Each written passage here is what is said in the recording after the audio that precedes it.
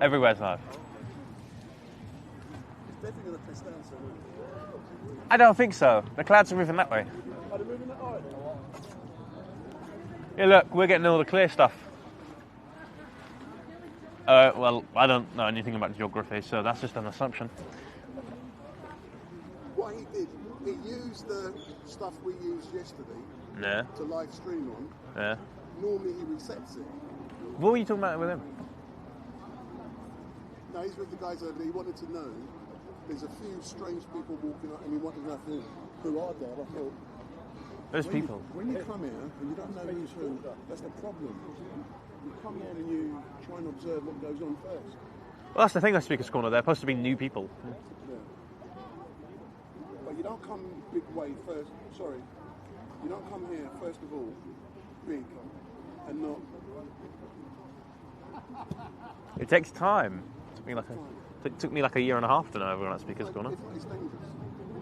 You don't know who's who. I don't think it's that dangerous.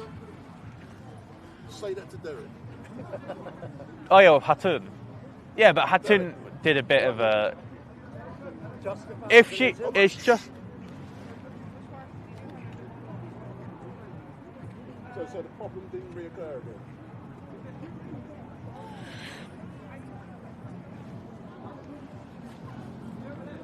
So we're live now, yeah?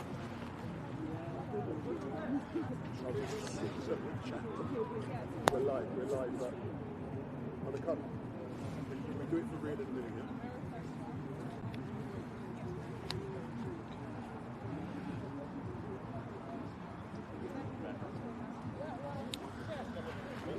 Bob, apologise to people for starting things late. Standards, what, yeah? About standards. I believe in standards. If you didn't make that already abundantly clear. Put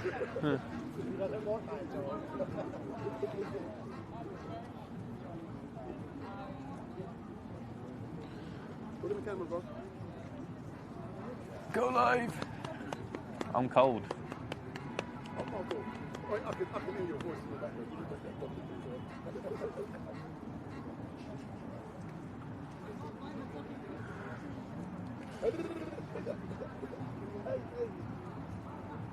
I want Bob to debate someone, man. Bob, apologise to people we're live. Are we live now? Yeah. Hello, I'm Young Bob, reporting live and direct outside of Speaker's Corner. Apologies for the late delay. We had some issues technically spanning from yesterday at Braintree, which we'll get to in a moment. However, I am outside Speaker's Corner between 1 and 4 o'clock debating why I believe Islam has no net positives, both on a political and theological level. I think that if we use the test that Christ gives, test a person by their fruits, everything that comes out of Islam, I believe, is toxic, deformed, and completely bare with no fruits whatsoever. So that is my discussion. I did that because it's such a broad prompt that has no positives, that encompasses all of the issues that we have with Islam here in the UK and on an apologetical level around the globe. So, my friend, I know you wanted to have a discussion. If you still want that to be the case, you can come sit down and talk to me about why I believe that Islam has no net positives. I'm just saying that you just need to educate yourself. No one can hear you. No one can hear you. Just sit down. I don't really want to go live. Then it's good. All right. Anyways, it seems like my good friend over there didn't want to have a discussion. Of course, some people are a bit shy on the camera, but we live in a surveillance state, right? I mean, Shamim Mahmood recently talked about introducing a new team of surveillance cameras in vans to identify people with a criminal past and record them, make sure they're not committing any crimes. That is definitely out of an Orwellian dystopian society. However, I digress. Been a busy week. We'll go through that throughout the course of the day. We have a lot of people in Speaker's Corner, of course you can't see, but just behind me we have another table stand. I don't know if he's going to try to corner it. Yeah, so on that side there we have another one, surprisingly. I feel like I've started a social media trend here. And they're debating about Israel and Palestine and stuff. So throughout the course of the day it should be very interesting. Hello my friend, how you doing? You're going to debate him? No, we're live, we're debating. What you're talking about? Islam. Yeah, go, let's have a little reason. Hold on, let me give you... But we can have a discussion, I don't think we disagree. Well, he's not really,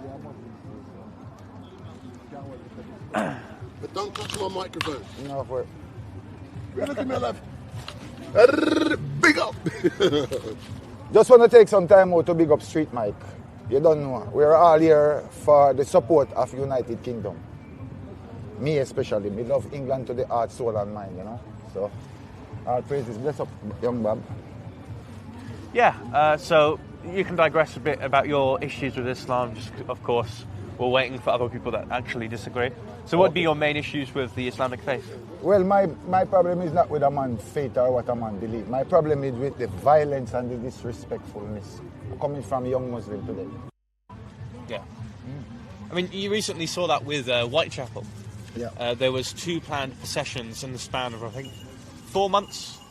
One which was a procession for Christ and another being a protest about migration and mass migration.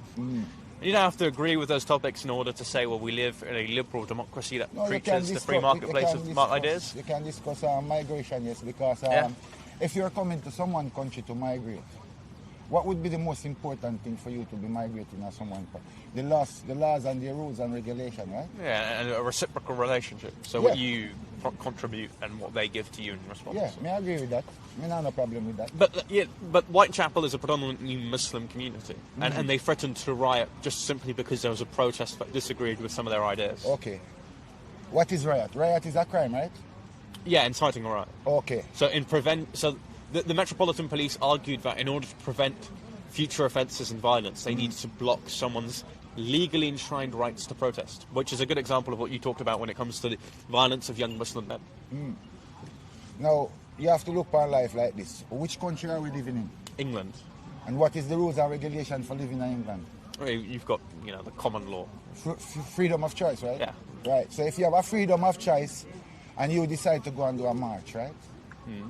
And somebody else is against that march because of religious belief, where it does not apply to this country, then the government is in error. Exactly. They capitulate their own principles, laws, and liberties simply because they want to appease a certain community that is other to the country itself. It's foreign. No, you cannot have a community without keeping the laws of the land, is it? Yeah, you just wouldn't have a country. So if you have a community that's not keeping the laws of this land and is going off against other laws where it doesn't comply to this country, then these people need to leave. Exactly. I agree with you. And this is a huge issue. Islam, of course, as you said, someone can practice their religion as much as they want. A man free to practice his religion. But, we have an issue with their belief being a bit faulty, but they still have the right to do that. And we also have an issue with Islam and the young men it brings up. And interestingly, that because we've completely eroded our culture and our communities, when the Muslims migrate here, they also begin to adopt their problems. So there are many Muslims and Muslim communities that are beginning to do drugs when they never used to, drinking when they never used to, having sex outside of marriage, on average, having less children. So I think when we haven't sorted our own country out and we import more people, that begins to have a huge, unprecedented problem for both parties. Can I say something really different? You see, the problem that we are having today in the United Kingdom is not that Muslims are outnumbering us, it's that Muslims are having more children and England is not producing children. Yeah, the child per family unit rate here in the UK is 1.3. Yeah. Within some Muslim communities is upwards of 5. Yeah, 5 or 3. Yeah. But I would say we don't exactly have to go into a breeding war with these people. If they actually cause a threat in the first place, there's no need to have a full-out breeding war who can breed more children, because that's just going to be counterproductive and cause an issue of overpopulation. Yes. So I would say that we need to limit the low-quality migration we're currently bringing in, which will resolve, and we can also simultaneously push policies which ensure British people also still have children at the same time. Yeah, because the people that were living in Britain like us, we're living here, right? We comply to laws for the land, we comply to the government, we comply to the royal family and all these things. Yes. Now, it's not right for anybody to come here and feel like they're above this law Yeah. or undermining this country. That I don't stand for, because I have to stand unite for England. Yeah, I agree. Yeah? I don't think there's anything we disagree with. Yeah, bro, we don't have the problem. He's a man, I have to live here. Just like you have to live here. But if we're living here, we must fit in to what the laws of this land represents. Well, because it will become indistinguishable from the country that you came to begin with. Not really. It's just that. Well, if we lived in like a Sharia state at the moment, I wouldn't consider this to be as an far England that as I'm far familiar with. as you talk about Shia, I have to laugh because if we're supposed to use Shia law and Muslim coming into this park, wow, they would have died, right? Yeah. Because of the blasphemy that they say in this park as Muslim, right? Yeah. So, if Shia law come to England and Muslim want to rule under Shia law, then when you come here and you blaspheme and do all these things, we should apply Sharia law on them, right? Exactly. Which console of 100 lashes or 10-year imprisonment. Yeah. So why is none of that happening then? Well, they're trying to. No, they I try. mean, in the UK, they try to push a definition of Islamophobia being anti-Muslimness. So they're trying to push a narrative, right? But cannot angle the narrative that they're pushing. That's why they leave in their country to come here to live free, right? Yeah, because our country's still a better place to be in. Well, I would say this. There is nowhere I love like England. And nobody can. I am a Jamaican and I love England. Why? Because from my living in England, I have never get angry or want to use violence or needed to use violence to defend myself. Yeah. So I love this country. But coming here in Speaker's Corner, oh God, man, it's appalling. Yeah, it shows the worst in England. Yes, it does. Because I've seen you get assaulted by 8 people. And I wasn't even here. It was the week when we're not here, you know, when it's not here, they come and they assault him. I see big man kicking him. And I said, remember I called you about it? Yeah. Now, my thing is this, bro. We have to stand united. If we don't stand united in this country, what's going to happen? Well, we a house divided will always fall. I think that's the quote from. So a chain is as weak as its link, right? Yes. So what does that mean, me and you? Well, it means we have to unite the kingdom. So how are we going to unite it? There has to be a cultural revolution in this country. All right. So what is a cultural revolution? A re-emergence of old ideas that are embedded within this country, with an admixture of other ideas founded within the younger generation trying to build themselves a legacy, whilst rejecting other ideas that are not known to this country, and also you make a good point there. negative. So now, you the young people, what is the problem that you have? Why you can't unite? We have economic ones, so cost of living, austerity measures. Yes. You have issues surrounding a lack of religion, period. I don't believe other religions will serve to benefit young people. However, being Christian certainly increases positivity in your mental health and also incentivizes you to have children. Question, then? Yes. In this country, it's a Christian country, right? Constitutionally, yes. Yes, constitutionally. Now, if this is a constitutional country that depends and rely on Christian from all their history, right, from 1199 when it's Richard, right? Yeah. That means more than 1,000 years this country has been a Christian country, right? So you can call it a Christian country, right? Yeah.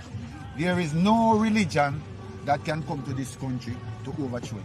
Correct. You know that, right? Yeah. So any religion that come here, that wants to come and take over this country as a Christian country, we can ask them to leave.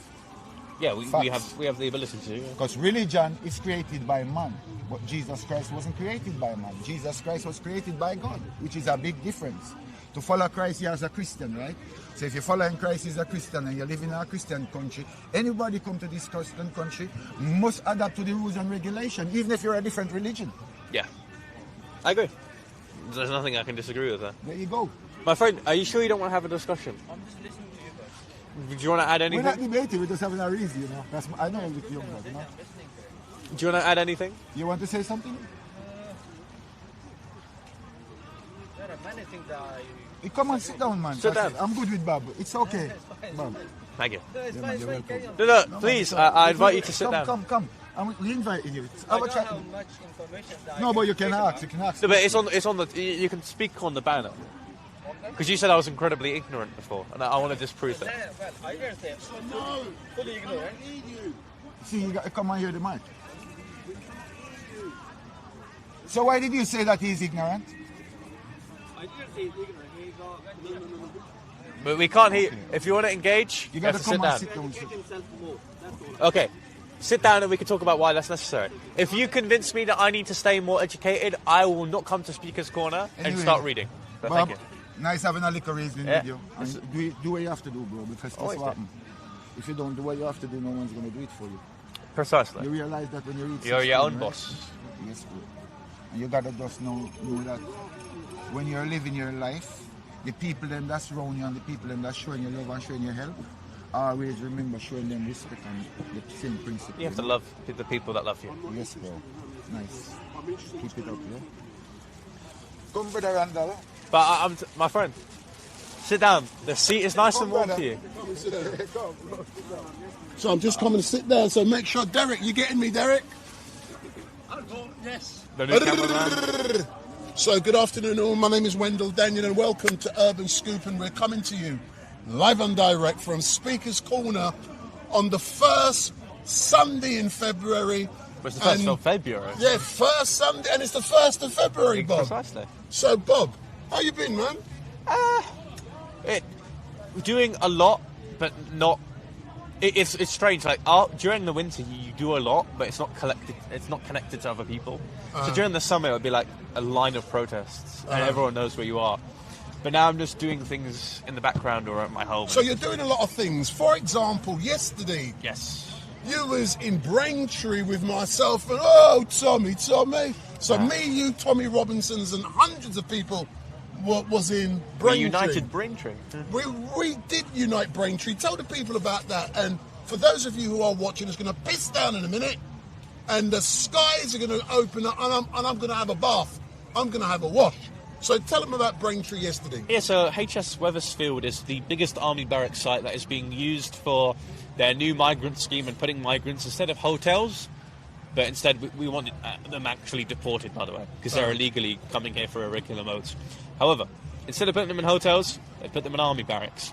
And the capacity of army barracks are actually bigger. So HS Wethersfield potentially can house up to 800 people. And there have been discussions by district council to increase that to over 1,000 people without their consent.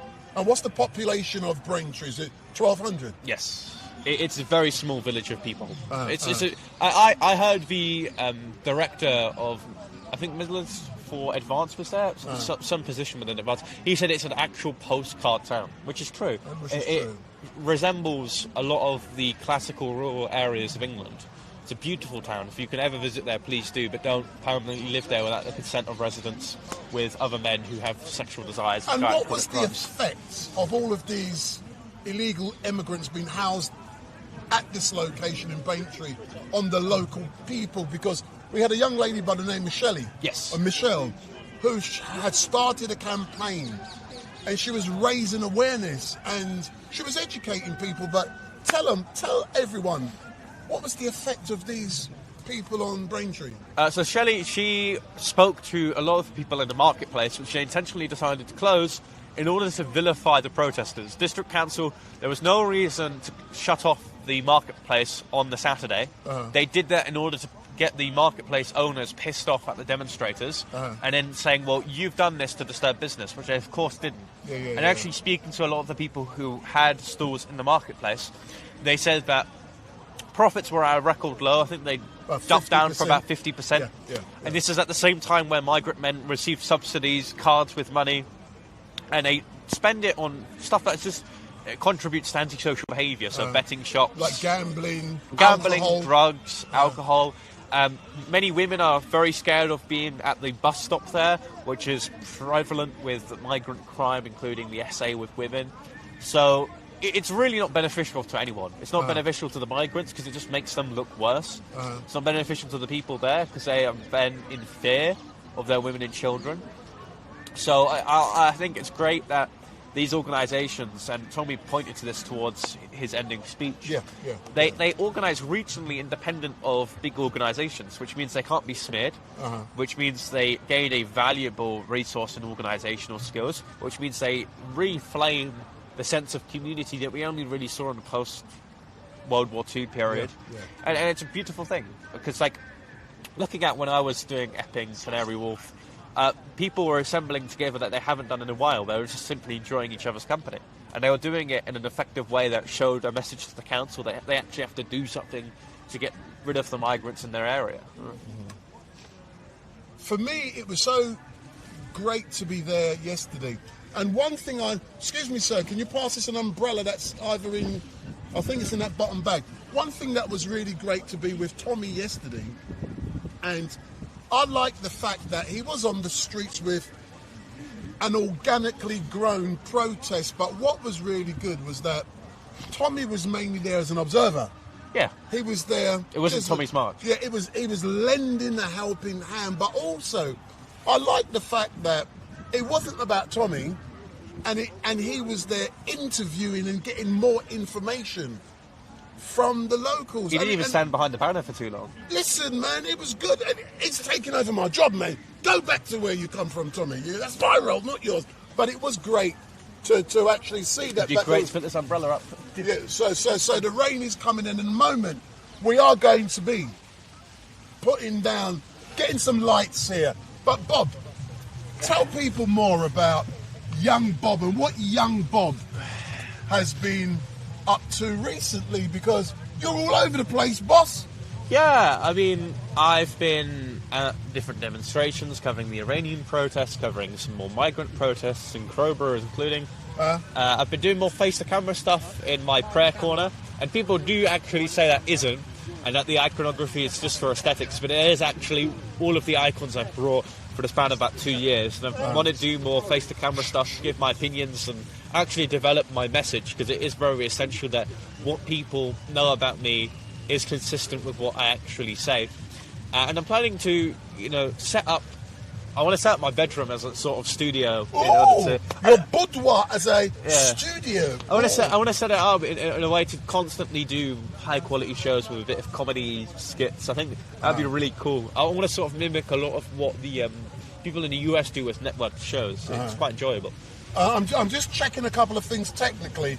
So for those of you who are watching, it is beginning to rain, and we are going to continue. Just behind us, there is another group who turned up today. There's lots of them, and they've got what's that thing called that they've got over? Let's Do Something on Campus. They're a US-based organisation. US-based, but what's the blue thing? What's that called?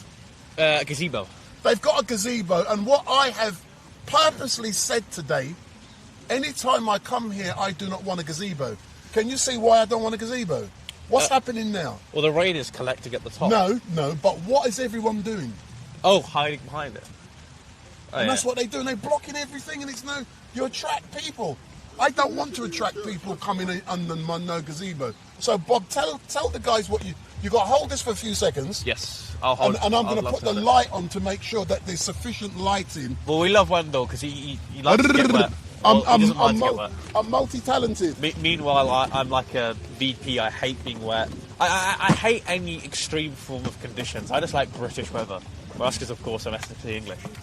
Ugh, I feel like this is going to blow over at any time. At this point, you're not even getting debates. You're just getting me complaining at British weather. Anyways, besides from that, that's the plans for young Bob.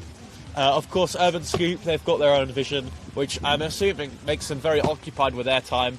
They have the Unite the Kingdom rally on the 16th of May. Of course, yesterday we were at Braintree.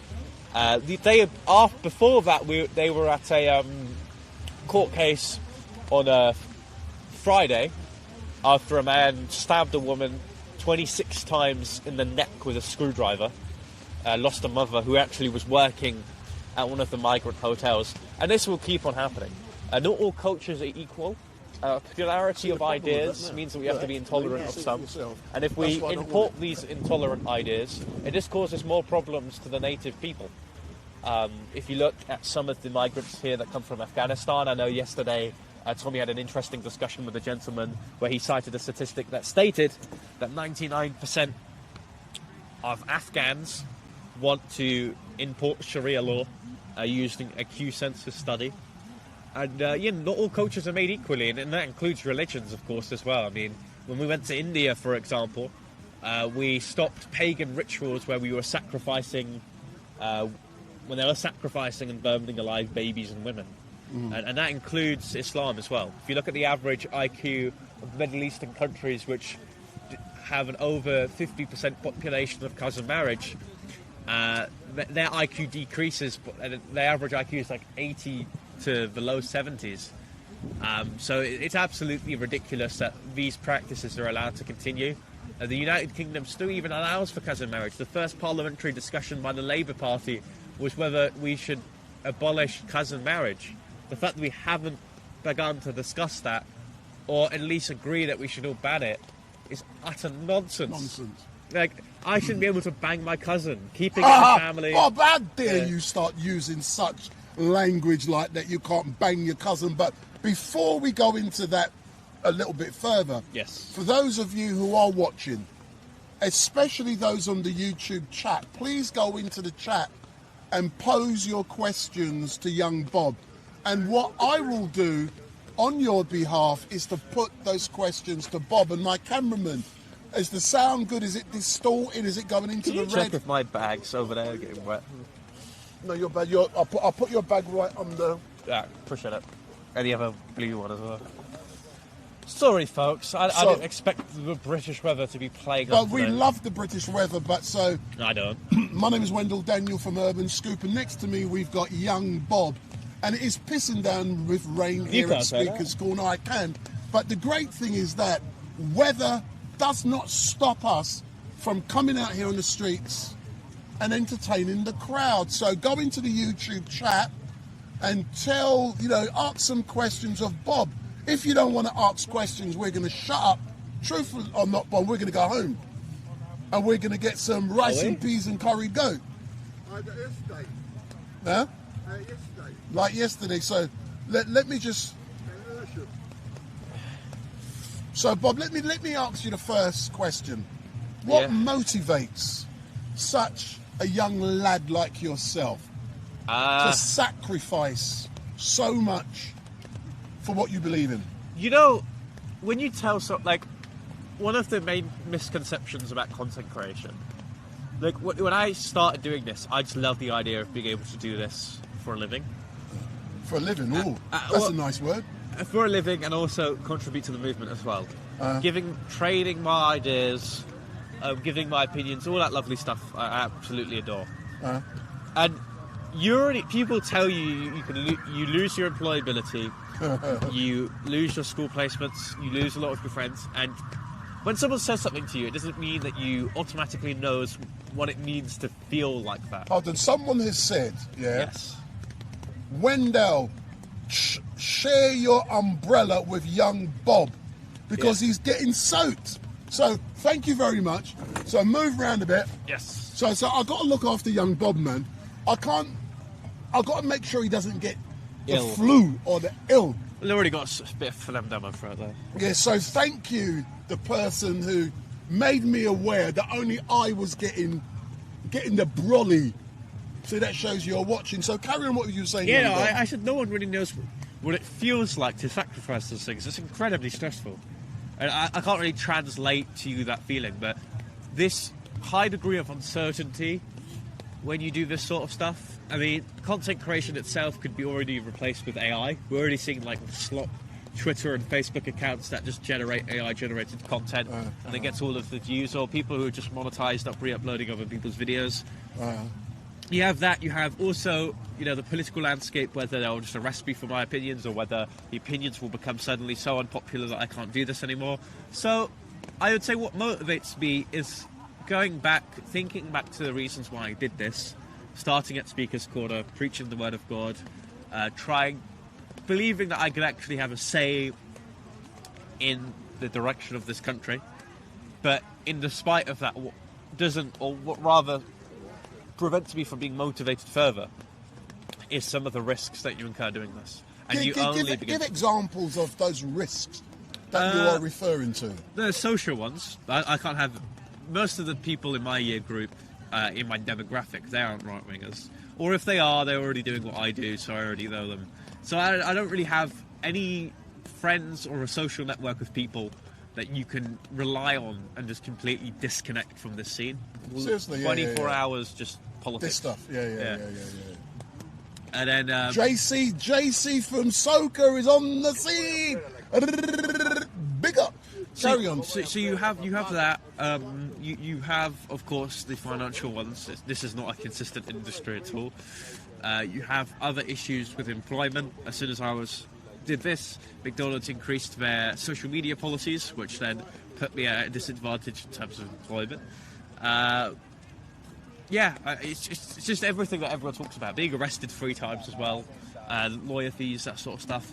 And that's why I would always call for the right wing to embrace community. Make sure that if you're protesting with someone, or you're filming with someone, or you know that someone's reporting on a particular thing, make sure they're all right. You know. But to summarise, from what you're saying, yes, is that young Bob, 17-year-old, you've now been doing this for roughly a year. Yeah. In that 12 months, you've risen to very height. You know, some very, very, very great heights. Yeah, being here And with Street Mike. Yeah, but that comes with consequences. The consequences, for example, is that you become unemployable. Yes. Another consequence, for example, is that close network of friends that most of us would have, you no longer, or you don't have them. You also get arrested quite often, and excuse me, and I know you've mentioned in the past that when you were doing things for another political organisation, you weren't getting paid. And as a direct result of you not getting paid, and then you raise an awareness about that, you got the P45 and they kicked you out of the organisation. Yeah. Then I'm being honest. Yeah. So for you to be able to do what you're doing here, to keep people informed, you've sacrificed so much. Yeah, I mean, and this is why I don't like just talking about the risks that incurred, because then you don't focus on what you can actually do. Yeah, which we will Very do in negative. a minute. Which I agree with you. Like, you know, a lot of the time, some people in this movement will just spend all of the time on the negatives and never the positives of what you can do. I know some people in my family like that. Yeah. Focus on the positive. So tell me some of the positives about the great stuff you're doing and some of the improvements or changes you're making. Let's start here at Speaker's Corner, doing Change My Mind on the first Sunday of every month. And I'm still waiting for the questions in the chat. We introduce a political element to Speaker's Corner. I mean, Karl Marx discussed at Speaker's Corner, but now it's just religious sectarian violence if it's not pissing it down with rain. I think I've made it popular to do tabling. I mean, these people are doing it here, other people are doing it around the country. And so Bob's leading the way in tabling. Well, I would like to think so. I started it about 2 years ago. Yeah. Not filming. I just did it in Camden and loved annoying people. Well, and also engaging critically in discussion. I will add that caveat. And I always think it's a good homage to the Americans, which achieved so much that they literally formed companies that are worth billions from just starting at humble places. But in regards to tabling, it was the sad assassination of Mr. Kirk in America which drew our attention to this type of debates. Yeah, I mean, I was doing it way before. Way before that, yeah. I did it a year just before Charlie Kirk's death. And I know a lot of people, like, the discussion of Charlie Kirk's legacy has sort of moved away because his death is less relevant on the online space. Yeah. But I certainly still think it's necessary. We need to diversify the organisations in universities. If you look at, for example, the demographics, for every... I think Matt Goodwin looked into this. For every 3 liberal professors, there's like 1 conservative. So for every 3 left-wingers that are teaching in our institutions, about 1 of them will be a conservative. So I think that's an unfair proportion and representation, which means that young people, when they go into employment, when they go into the big wide world, and they engage with people that they're not just forced to because they're put into an education system, they have a very deeply misunderstood perception of reality. And they think that everyone thinks like them. They think that anyone who doesn't think like them are controversial and should be ostracised from society. And regardless of how versatile your beliefs are, I believe you still have the right to hold them.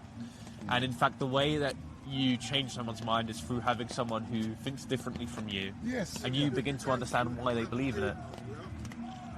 Don't engage with it. Carry on. So it's great to have people who think differently to you, and they are prepared to come here at a location like Speaker's Corner to hopefully debate, discuss, to argue, and we can learn from each other. But before we answer some more questions, for those of you who are watching, like we said, there is another table set up just in front of us, and it looks like even like the rain has arrived, and within 10-15 minutes, I've got to laugh, they're beginning to pack up and leave. What does that say about their real, genuine commitment to being here at Speaker's Corner to debate with people? And they were actually offering £100 to anyone who can answer 3 questions. I would hardly think they'd actually like. Yeah. The thing is, when you have I'll give you £100 if you win this debate. The competition. If the competitor and the person setting the challenge is the same person, it means that they can define what is the right answer. So if you were to ask me 2 + 2, ask me that question, and you say to me, you will win £100 if you answer in the right way, and I say 4, and you didn't say mentally, well, it's not 4, it's 5, and that's what you originally intended to be the answer. Of course, you're never going to win that competition. So I think it's a dishonest way of debating. However, respect what they do. Of course, debating Israel with a bunch of Muslims that support Palestine is always a good. You want to come over and debate him, sir? I'm on the camera, bro. What camera? Yeah, see, I got a new cameraman. So for all of you, are you going already? It's raining.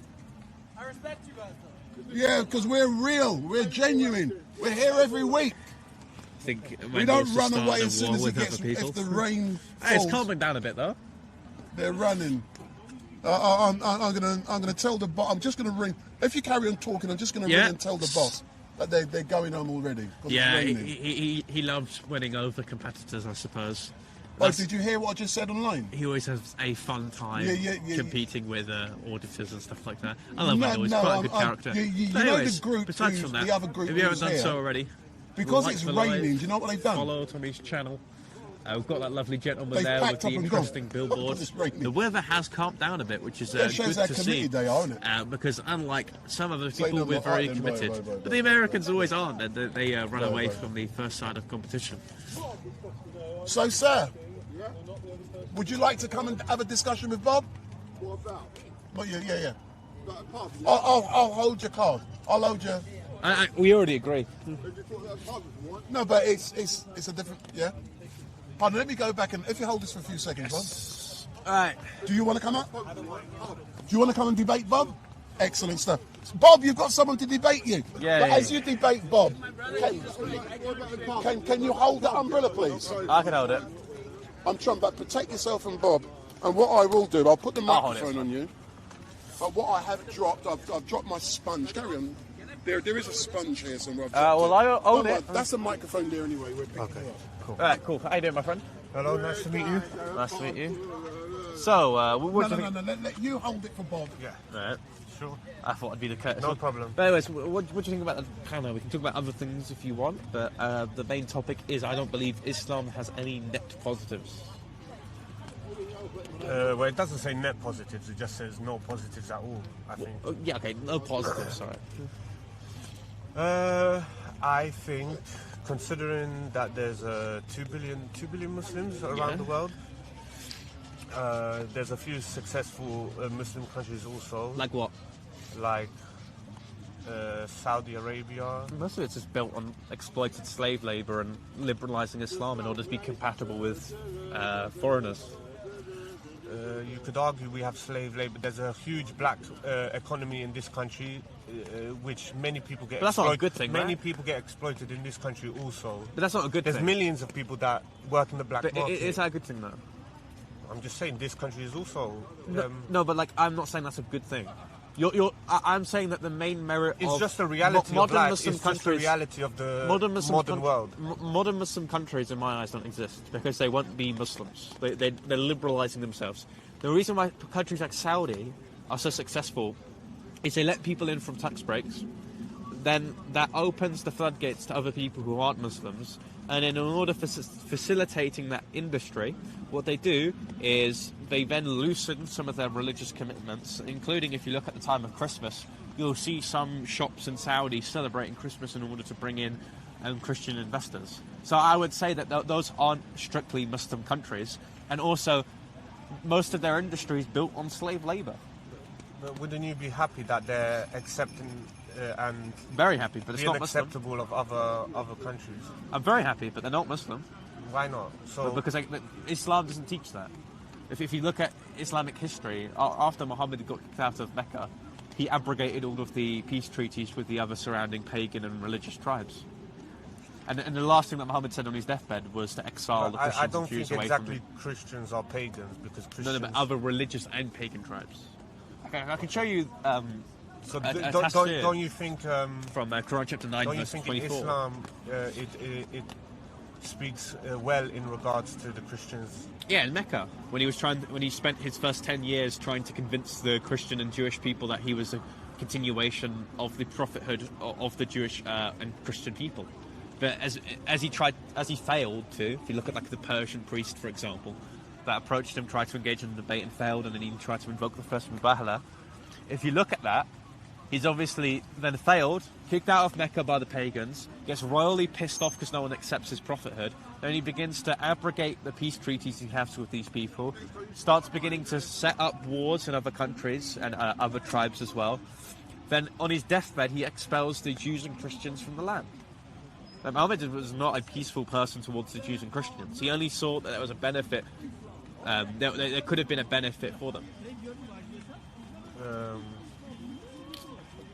Still, regardless of that, what happened in Muhammad's lifetime, Yeah. I don't think Muslims and Christians live side by side in many countries, For example. like Saudi Arabia. Yeah, it's not a There's Muslim Christians- country.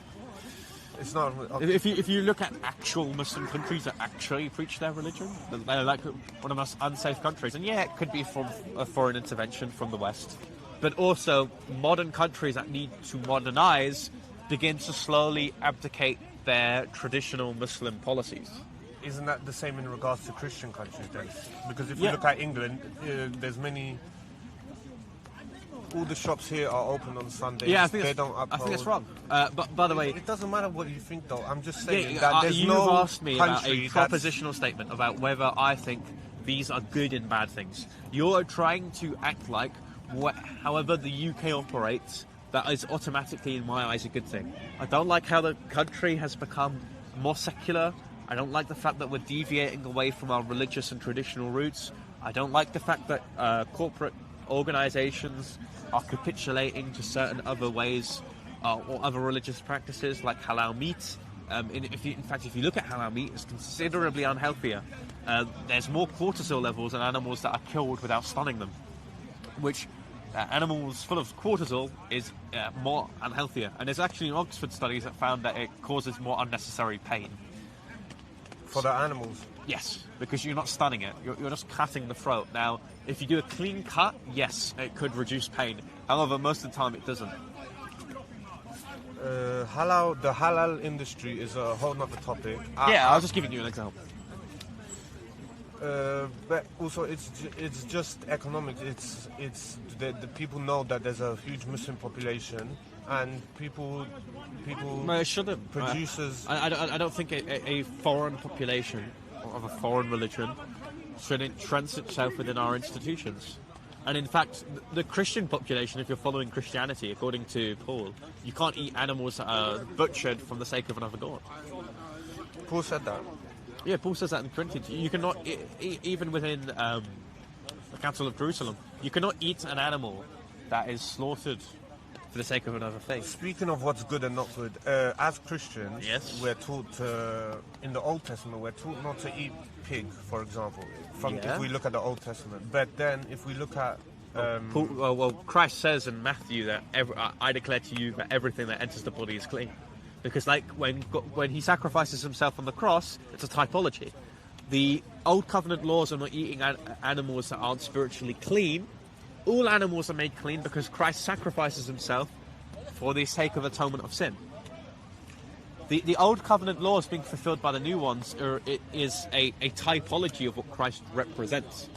Because Christ makes humanity clean and also animals clean. Don't you think it's better to take a more secular view on this topic, because there's many foods Well, I don't want to go to hell that just are because I want to be. processed. There's many processed foods which are actually harming us, many people every day, Yeah, that's giving terrible. us diseases, and religion says nothing about these processed foods. That But are halal, if you harming take a us. secular route, halal meat is also wrong, because halal meat causes more cortisol in an animal. I don't think this cortisol that is raised in an animal doesn't directly go to It us does, when it's we feed on the unhealthier. meat. It's unhealthier. I It's don't unhealthier. think it affects us to a. It's unhealthier, and Kinds of even an argument from, well, why do we cause think meat is more meat. unnecessary suffering? Well, yeah, but if you put chemicals unnecessarily in meat, it's more unhealthier. Like you just want purely natural meat, right? It butchered in the most clean, ethical way possible. I think there's many things that harm us, but meat in itself is not as bad as things such as sugary foods. But that's just a cope. That's an excuse. You're saying, well, I'm not well, coping with yeah, nothing. you- I'm just saying you that are- diabetes you're is saying a real that- problem. Yeah, diabetes is a huge problem. Yeah. However, there are smaller problems that we're currently discussing about. So, pointing that there are other, it's like me discussing about one guy being unjustly killed, and it was like, well, there's a genocide in somewhere else, so we shouldn't concern ourselves with one dead guy. Well, look, we're talking about a small topic, which Yeah. is the halal industry, which speaks to a broader web of discussions, which is Islamic practices here in the West, globally as well, but I don't believe has any positives or any necessary need to operate within society as we currently know it. I think that Islam... But if you have a huge Muslim population in this country, producers will have to find a way to If we ban halal meat, appease them. if we ban halal meat, that's fine. What It would, won't be fine to them though. So well, they either won't and be. you have to They accept either that won't they eat are meat. here, and they they either are won't here eat meat. legally. There's free. If you ban halal meat, Yeah. there's three things that could happen. Either one, which is the less likely one, they just deconvert because they like meat so much. Two, they leave, which is called a self-deportation method, which I prefer because I think Islam's toxic to society. Or three, they just don't eat meat and they will become vegetarians, or they eat other like plant-based meat alternatives. I don't think it's the end-all. However, it's an end-all for me as a I Christian. think people will always find alternatives. But going back to the question at hand, Yes. which is that there's no. What was it? There's No nothing positives in positive Islam. about Yes. Don't- Give me one positive thing within Islam. the discipline it curates in raising children. If you teach a child to pray 5 times a day, you know. Well, only 5 times a day. I think that's a bad That's thing. the obligatory. Yeah, yeah. I think teaching people repetitious and vain forms of But prayer. it's also the pursuit of seeking knowledge. Well, that's why young During people that whole apostate. during that whole process. That is why young people are apostating from both Islam and Christianity in the West. Because giving obligations to children without them seeking a reason to actually seek it causes them to apostate from a religion. That's just a fact. That's the- If I tell a child to go to church every Sunday, and they don't actually want to go to church every Sunday, when they are free and independent away from the family that forces them to go in the first place, they will stop going to church. That's what you find within a lot of ethnic churches. If you look at like Indian, Greek, Russian churches, as soon as children who are forced to attend these services no longer are dependent on their family, they leave. Same thing with Islam currently. There's not really a lot of reports on this, but you can certainly see it if you look at certain Muslim communities which have completely demographically replaced the area. If they have to attend the mosque, if they seek no reason not to attend in the first place, as soon as they become dependent, as soon as they can go by themselves, they will no longer go. So that's not a disciplined way of life. I actually think that Islam is like the Pharisees. They're so legal in their approach, but there's no spiritual fruits there. If you look at Ramadan, right, that's another obligation. I think there's a lot more Christians leaving the church than there are Muslims leaving the church. In the Muslim community, yeah, but it will slowly begin to happen whilst Muslim communities are infected by the same issues. By the in West. Islam, there is a real sense of brotherhood, I would say. Whereas in the church, because I was Depends taught, what church I you was go to. taught to go to church every Sunday, but I never really saw a real reason to do it, and that's why I never went through confirmation, even though I did go. Are you Muslim? Even though I did go through communion. I don't want to give out my personal belief. Well, it's a very public belief. I've already told you I grew up Christian. Well, yeah, but that doesn't speak to what you are now. I could be speaking to a Hindu or a Sikh or whatever. Yeah, that's my personal I'm not going to belief. lounge on you. I'm just interested. That's my personal belief. What? You're a Sikh? It's my personal belief that I don't want to disclose right now. All right, fine. Fair enough. Fair enough. This guy could be anything. He could be a weird pagan for all I know. Anyways, yeah. If we look at Ramadan, that's a perfect example. Study done by CNN, study done by the National Institute of Health, found that at times of Ramadan there is an increased amount of hospitalizations during the time of Ramadan. Why? Because it doesn't implicitly promote gluttony, but it certainly allows for it. Most Muslim communities at the time of Ramadan, as soon as the sun goes down, they start scoffing at food. In Ethiopia, they found an 83% increase in hospitalizations due to diabetic attacks during the time of Ramadan, because Asian communities, which already are severely obese from the food they take, are eating more sugary shit. Sorry for my swear words, it's just an apt way of describing it. To celebrate Ramadan, which is allegedly a time of fasting. So I think 5 daily prayers is legal. It's not discipline. Because I think someone should, independently of them having an obligation to pray whenever they need to. Then no one's forcing any child to actually pray 5 times. Yeah, they're right. If you don't pray in the morning, if you don't pray in the morning, you don't get the protection of the angels. If you don't do your but first the prayer. onus is on the child to do it.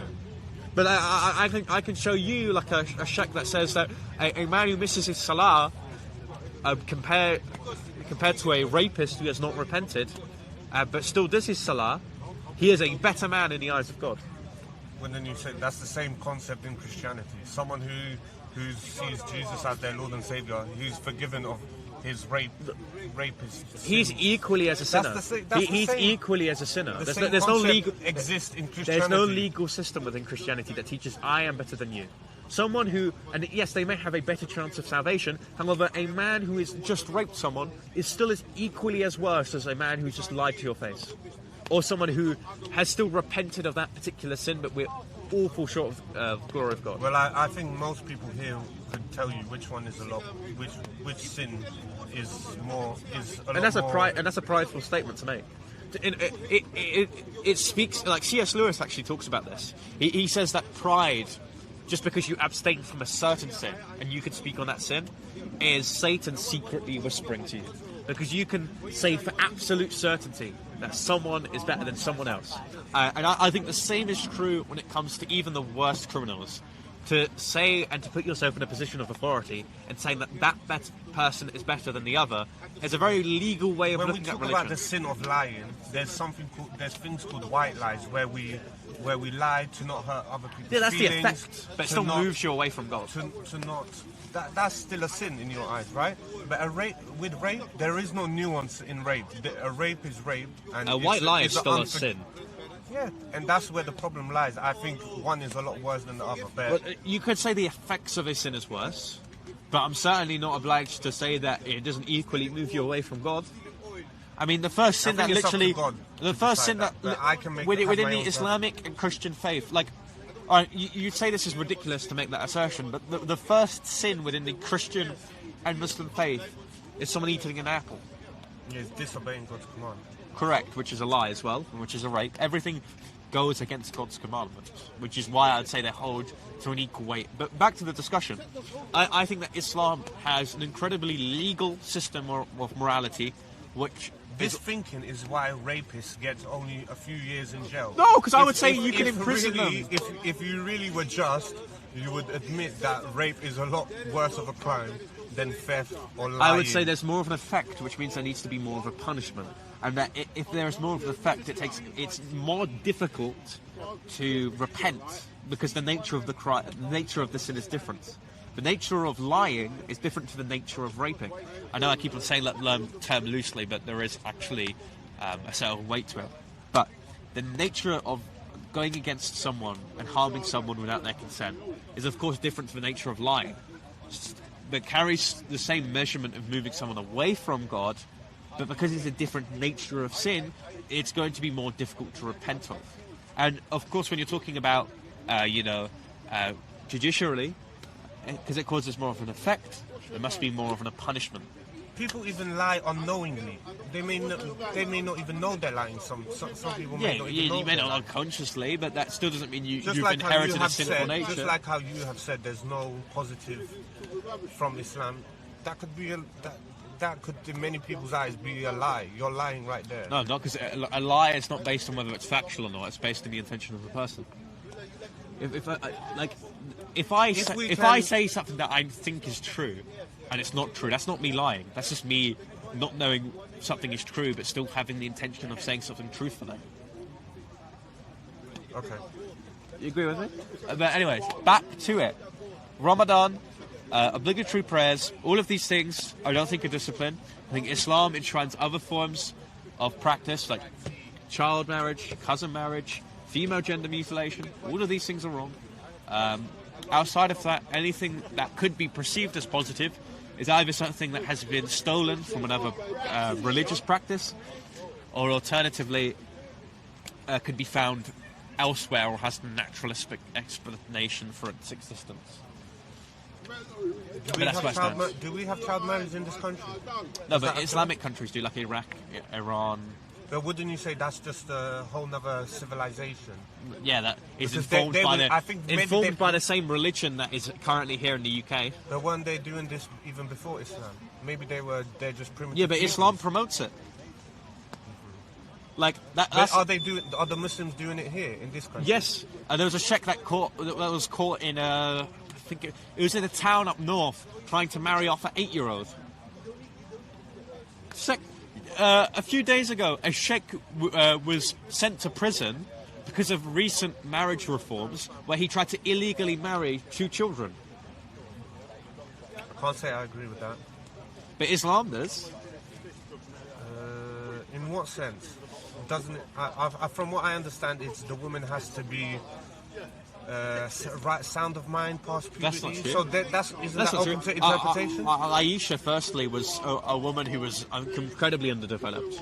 I can show you a hadith that says that she tried to fatten herself up by eating cucumbers because she was severely underweight. So, at the age of 6, you cannot argue to me that a underweight 6-year-old was developed enough in order to make the sound of mind choice to marry. The second issue as well, 65.4 talks about the Jewish prudence surrounding divorce and remarrying. So the waiting time between someone divorcing and remarrying. And it includes in that condition... Don't Jews do the same thing? If Jews have child marriage, I would condemn them equally. But they certainly... Do they? I'm asking. No idea. It depends what Jewish person you speak to. Their religion is incredibly divided. But fortunately, Sunni Islam has one mainstream opinion about this matter, which means you can marry your child. And you can marry a child and your cousin. So you can marry a child cousin, which is ridiculous. Well, if the genes are far enough apart, and there's certainty First the child cousin won't marriage. be disabled. First cousin marriage. We've had that in this country. Yeah, and I think we should abolish it. With the kings. Yeah, look Look how incest our kings and monarchy has looked because of it. The entire Queen is a lovely woman. She the was Queen a beautiful was, woman. but she wasn't the product of her family just come from a line that did commit incest, but her immediate family hasn't, which means she didn't pick up a lot of the genetic deformities. But if you look at medieval England, look at portraits. Now, portraits are supposed to beautify someone, make them look beautiful and stunning. However, because of the upper class had so much incest to keep wealth within their family, all of the people who were upper class had genetic deformities, in which case it became the norm. So you have pictures of people with prolonged chins, noses, common signs of genetic deformities coming from incest. If there's no genetic deformities, wouldn't it be... there are. If you have certain elonged facial characteristics, it's a sign of genetic disorders. I know children of parents who are cousins, and they look fine to me. They don't have any. Yeah, but they have a 4x chance of picking up a blood and heart condition, a 4% increased chance of taking mood medication when they're adults, and even minor genetic deformities that might not even show up, but could cause complications later in life with pregnancy. Those are also a huge problem.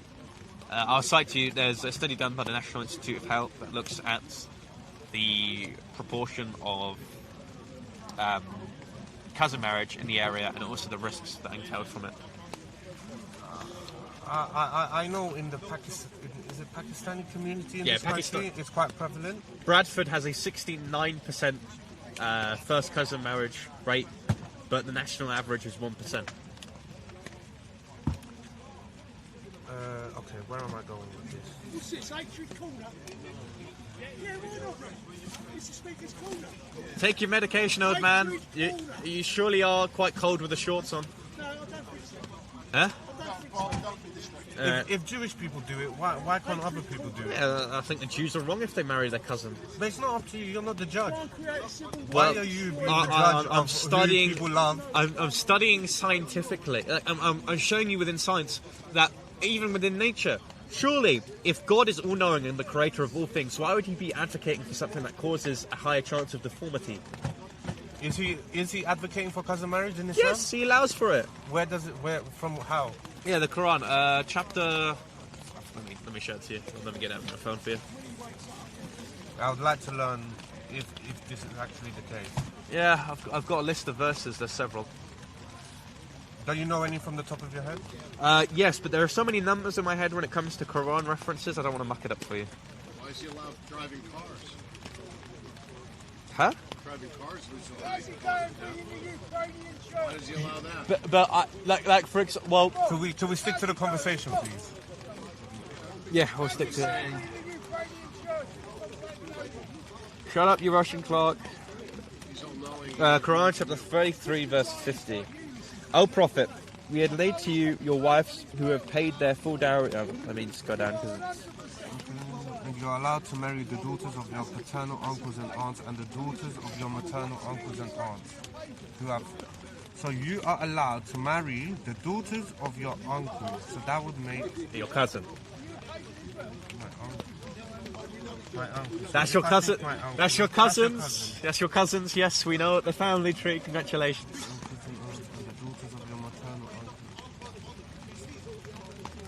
Well, it's natural selection. If they. What do you mean? What, bro, okay, it's like, okay. Think about. I know this is incredibly like childish analogy, but if God is your pet, like revelation is guidance, right? Now let's analogize this to a relationship between a parent and a child. Now, a parent could allow the child to do anything. However, the parent, because they had some obligation, procreating them, they have some sort of obligation to guide their creation to maximum success, right? Sure. But this isn't always achieved. Every parent wants the best for their child, but unknowingly, things outside of their control a parent wouldn't certainly advocate for something that would disadvantage a child. Do you think a parent would tell them, marry your cousin? But regardless of this, there's still the autism rate is rising. All these diseases you haven't answered my question. That are occurring in society. You haven't answered my question. Would a parent tell a child to marry their cousin? It depends Very on what simple society the parent is coming from. In some societies, would you tell your son to marry your cousin? My son, maybe if it was a last resort. No, if there's no hope for them. Normatively. In the case of, there's a lot of fish in the sea, you can marry anyone you want, but you're telling them... Well, looking at the fact that so many... looking at the divorce rate, which is, I think, above 50%... Brother's gonna... It might be He's trying to defend marrying his cousin! Oh my goodness. You know IQ dips in regions that have high percentage of cousin marriage? You are literally advocating... Firstly, for your children to potentially be deformed when they don't have to be. Like, you know the reasons why culturally people used to do that? It was to keep the wealth in the family. Yes. And it was also a lack of scientific knowledge, so they didn't know any of the downsides to it. So, might as well continue the family inside the family. And now we can actually test for genetic mutations. So, if there is a clear... So actually, this is a beautiful segue. So I've spoken to many social care workers within the Pakistani, like in Pakistan, right? Sure. And they have a common cultural practice of killing, and you see this within newly emerging and low-income economies, where they can't afford to take care of all their children. So the children that have the most deformities, which need the most care, they'll kill or abandon, right? So if you have this practice culturally, in combination with religious practices, which disproportionately cause deformities which would offset potentially killing your child, you've enabled a slaughterhouse. It's natural selection. So you would justify that action to me? You think that's a good thing? You think banging your cousin and the product of that being a deformed child who could potentially face unnecessary suffering? I wouldn't advocate it.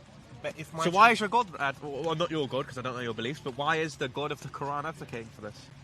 Perhaps this was commanded during a specific time period. I mean, What would justify a span of cousin marriages? No, it's not, by the way, because we can already see within societies people are still doing it. So regardless if there is a context which negates this proposition, people are still practicing it, which God the All-Knowing should know that. So why is the vast majority of his followers still banging their cousin? I think this practice is also done in Saudi, right? Saudi Arabia and Arab Emirates, and disproportionately the Muslims are the ones that are banging their cousin. What a surprise! Like if you look at But Yemen, with a mixture of Christian and Muslims, most cousin marriage comes from the Muslim community. In Nigeria, for example, as well, the regions with the highest portion of incest are the Muslim communities. But does it always produce genetic mutations? Statistically, it will cause it, yes. 50% increase, according to the National Institute of Health, in cardiac, so like heart and blood deformities. You have a 4% increased chance of taking mood medication and having poor mental health. You have a 4x chance of gaining genetic disorders and mutations. I think regardless, people are Which is a strain on the NHS, by the way.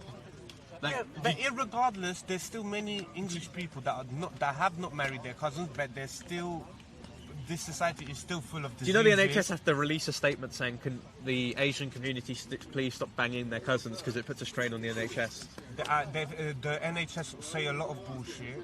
So who am I supposed to go for? The NHS are literally dealing with these people unnecessarily, and they're saying, please stop doing this. They're also dealing with a lot of obese people. Yeah, and the NHS would also say, have a healthy diet. You're using examples. You're using examples of real issues which have real solutions. There is a real problem with the Asian, which includes the Pakistani community, banging their cousins, having children which become a burden on the social services, and then also causing unnecessary suffering, which God wouldn't have done. Perhaps they want to increase their community, the numbers of their community. Perhaps you could do that with other fertile women. We don't live in a dystopian society that has no woman. This is the Pakistani community that you have to change, not my community. But well, yeah, we do that by showing these people that the religion and culture that informs their beliefs. But why is it faulty. specifically Pakistani? Why? What about all the other Muslim? Yeah, the populations? Saudis, the Pakistanis, the Yemenis, the Nigerian Muslims, all of these people that commit cousin marriage in the UK and Bradford, in Luton, all of these demographically replaced areas. Smashing your cousin is wrong. We should abolish it. It should be made illegal. You should face time in prison if you do it because you're causing the suffering of an innocent child. But what if the child comes out healthy? Well, then I said you've because played the lottery. We can test for these things. We can test for these things. Okay, so we test within a fetus that there's a genetic deformity that has come because they've married their cousin. Okay, what's the solution here? Abortion? That's even wrong. That's worse because you're not taking any responsibility. So what about if for your you have some sort of genetic mutation in yourself and you pass that on to a child? Regardless if you marry, I would continue. Well, why should you be allowed to procreate? Because I can't do anything about it. Because you have a genetic mutation. Yeah, exactly. No, No. I can't do anything about it. But someone who has decided to partner with their cousin can. Because they can love someone else. They can sleep with someone else. Regardless of who I sleep with, I will still procreate a child with a genetic disorder. Regardless that's problematic for the NHS, like you've described. But it's an immutable characteristic. It's not an immutable fact that you will go bang your cousin. But that's their freedom. That's their choice. No, I and don't. you got I your am choice. not a classical libertarian. I do not believe that just because someone has the freedom to do something, that therefore means they should. I think that as a society, we all occupy the same space, we breathe the same air, we take the same resources, we have the same amenities, and in order to preserve that fact, we have to tell people, don't do stupid things, which includes doing things that cause an unnecessary burden on the NHS. I just think if you're going to stop a group of people from procreating, whether you agree with it or not. No, I'm not saying. I'm not also- saying stop procreating. I'm not telling the Bangladeshi community. But you don't in get to Luton- decide the boundaries of who you do and don't. Yes, we don't marry. We don't have sex with children, Okay. do we? Well, that's a whole other ethical discussion. I hope it's not another discussion. I hope you agree with we're it. talking about. I never said I do. We're talking about cousin Do you marriage. agree with child marriage? We're talking about cousin marriage. No, but so- like just as quickly as a question. I don't have to answer nothing. We're talking about cousin come on, marriage. man. And we're talking about Islam. Do you wanna tell that to the He police? showed me the. That assumes he does. Yeah, because I'm telling you this now. I don't think so. I'm telling you this now. If someone accused me of endorsing pedophilia, and that's because another discussion, the- I'd say, the well, why discussion does it is just immediately gonna not get, condemn it? Muddled up into. Oh, okay, various- that's fine. But can you just quickly give me yes or no, and I will not I continue don't. that I discussion? don't. We're talking about cousin marriage, and okay. This No, I don't think it's okay. Fantastic, you're a Happy- good man. No, you don't get Morally to decide. superior to the Prophet Muhammad, peace and blessings be upon him. Now, back to the discussion. Right, I'll formalise this debate because I appreciate we're taking a lot of each other's time. We, as biological creatures, look for order in nature because God has ordered nature, which means that we can observe things within nature to derive certain moral truths. In Islam, this is known as the fitra. Within Christianity, it's known as the nous. Now, looking at nature, if we see a certain practice which causes a certain increased chance of something that is bad, we can then derive from that is a bad action, because it comes forth that action badness. In the case of cousin marriage, it will cause bad things, therefore it's a bad practice. I think it's then I can go. I can go even further and go down the line of eugenics and say anyone who has bad genes should not procreate, and in fact we should maybe even exterminate them. Do you know what the difference Because between if we're- eugenics? Do you know what the difference between eugenics is and what I'm teaching? But I'm sure not every cousin marriage results in an unhealthy child. I've met people that are the children of cousin parents. Yeah, but when they have a health conflict, So I can't now condemn them for who they are because I'm not. because you're against Islam. I'm not. Okay. I'm not saying these people. Okay, I'm not saying a born child. I'm not saying a child who is born of incest is somehow not equal to a child. I don't think cousin marriage is incest. If incest isn't it? incest is definitionally that. If you've banged your first cousin, that is incest. Is it? I thought it was brother and sister. No. Consanguinity is within the bloodline of your family. So back to the point. Back to the point, ladies and gentlemen. As my older alternative voice used to say. Eugenics teaches that there is a hierarchy of human value based on an immutable fact of a person.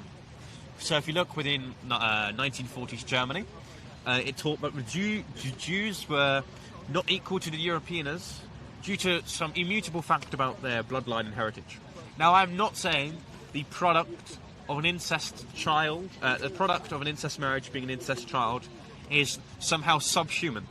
I'm saying we should prevent the procreation of someone within their bloodline because it causes unnecessary suffering. But what if you cause unnecessary suffering with your genetic? I can't change Mutations. my genomes. Exactly. So But we should control it. The government should control it. Wait, do we agree that Same way you want to stop cousin marriages, do you we agree, should prevent you. Do you agree that you can decide to smash your cousin? Do I agree? I Yes. mean, Do you have that choice? it's not a norm in where I'm from. No. Do you have a choice? Pardon? I think it's You- a choice. You Yeah, are not. It's a choice. Okay, great. So you can choose to go with any partner you want. and the partner that you decide to have might not cause suffering. Now, for the case of myself, I may carry some bad dominant gene that if I procreate and pass it on, it may cause some unnecessary forms of suffering. But in that case, it wouldn't be unnecessary, because it will always essentially happen. I can't I can't opt out from passing that genome to my child. You can opt out by staying celibate. Yeah, I can be deciding celibate. not to cause more harm. Yeah, I can be celibate. However, if I have the vocation of having a child, And I think Christianity would also advocate for this, wouldn't yeah, it? Because Jesus it never could had potentially children. be a sign vocationally of being celibate. However, if I have the vocation by God to have children, and if we live in a deficient realm caused by ancestral sin, of course then we can make the case that God has caused us to have children. It may cause a form of essential suffering. However, regardless of that form of suffering, I have no say in if that suffering is caused. I just live in a sinful I world. think you do have a say. It just depends how much you can control or not control your urges, which is dependent on your testosterone. No, because if I'm your called willpower. to have children, and I have a child, and because we live in a no sinful one world, is cool to have children. It you don't just think God depends calls whether you don't think God calls you to have children? it depends on your mind. What you- Biblically and but, canonically. chemically, it's just. But that's just the natural means to how God calls people to do something. Like, I don't believe when I say vocationally, God has this uncreated light and it has like some hymns and it tells you to do something. God works within nature. God will give you signs within nature because He's founded it. Thank you very much, Fred. But anyway, you still haven't told me, are you a Muslim? I told you. I already gave you an answer to that. You don't know. Are you sure? I already gave you an answer to that. Do you want to ask me anything else, or do you want to conclude this now? Yeah. Would you have any claims against what I say? You can make an argument against me for. Sure. I think there are positives to Islam, especially if we look at the golden age of Islam. That's a myth. The golden age of Islam didn't newly discover anything. There are many books on how the golden age of Islam is a myth, and that Islam was just regurgitating other beliefs brought by the pagans in Greece and Rome. Like, algebra was formed before. There were signs of algebra within Greek pagans before, Arabic philosophers started writing about it. If anything, I would say Islam is counterintuitive to the development of science. So I'll give you two arguments. Well, then you could say the same thing about Christianity No, with its heliocentric model of the world. I'll actually tell you why Christianity benefits science. So, do you know what the Melchizedelites are? No, sir. The Melchizedelites were, so, slowly, coming out of the 7th century, books in Arabia were being translated from like Greek to Arabic. Yeah, and that's how we have kept the ancient Greek writing. Correct. Translated from yeah. So that's another positive. No, it's not. Because Thank you. I'll get back to it. Because we would have lost it. The way We that would have Islam, lost those the way writings, that right? Islam responds to it's great. So books of Aristotle were being translated from Greek to Arabic, and reading the Quran and understanding that the Quran is the eternal, uncreated property of God. And then they were reading books on Aristotle and Plato, and they found that this idea was philosophically insufficient. That if we held to this principle, that we would have two eternal, uncreated gods. I don't believe that's an argument. I think there's some rebuttals to that. However, that was the historical belief of the Melchizedelites, that the Quran was a created attribute of God. So the Melchizedelites, reading philosophy, came to this conclusion. They went against the mainline Sunni belief. Then they were butchered. The Melchizedelites are an extinct group of Muslims which schismed away from the faith. Now, if you look within Jewish prudence within Islam, they banned philosophy. And it's for that same reason. Because they began to start reading the philosophical literature, found that their beliefs were incompatible with most pagan and atheist philosophers, and they began to restrict the reading of the laity of philosophy to ensure that their religion was preserved in orthodoxy. You're even seeing this now. Anecdotally, how many Muslims have apostated from the faith because they hear arguments from Christians that they've never came to experience, because the Muslim community intentionally shields people from criticism. However, the Christian community doesn't have this issue. The Christian community, in fact, has schisms, has churches which try to critique the councils that they disagree with, and they give arguments for that, and they give patristic literature because of that, and we all form our own arguments, and we're emboldened because we have differences that we try to resolve. Even if you look within post-medieval European history, the concept of original sin actually developed the scientific method.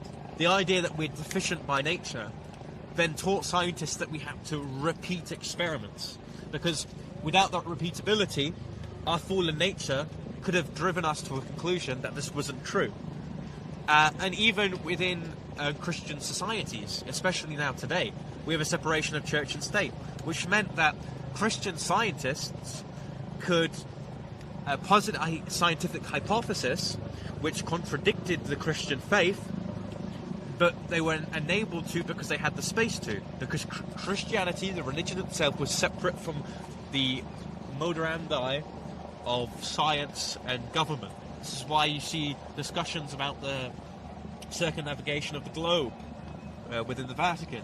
You had someone who posed this idea that was heavily supported by the Vatican Church, even though within Italian he started critiquing the Pope itself.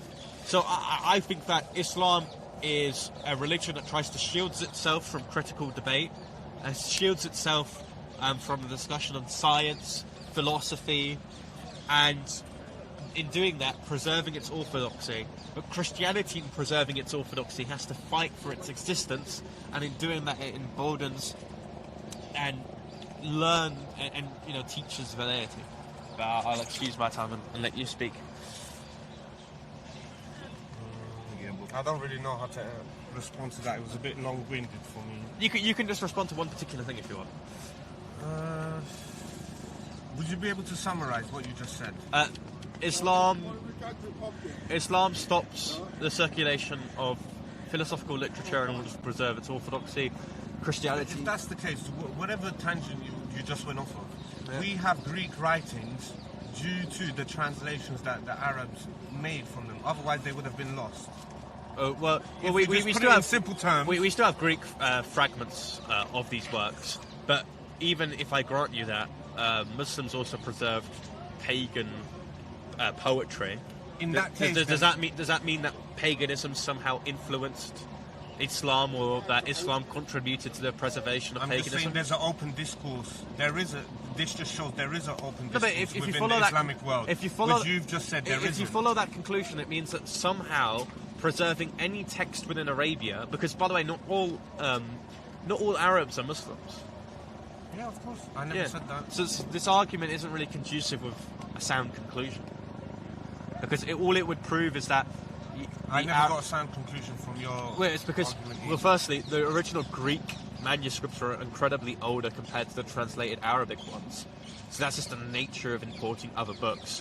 And yes, I did give you a sound one. It may have been a bit long-winded, but I can reduce it for you. The Mu'tazilites are a good example of why Islam prevents the study of philosophy, because they understand their position doesn't hold any water, and that Christianity, in its doctrinal development of original sin, it helps foster the idea of the scientific method.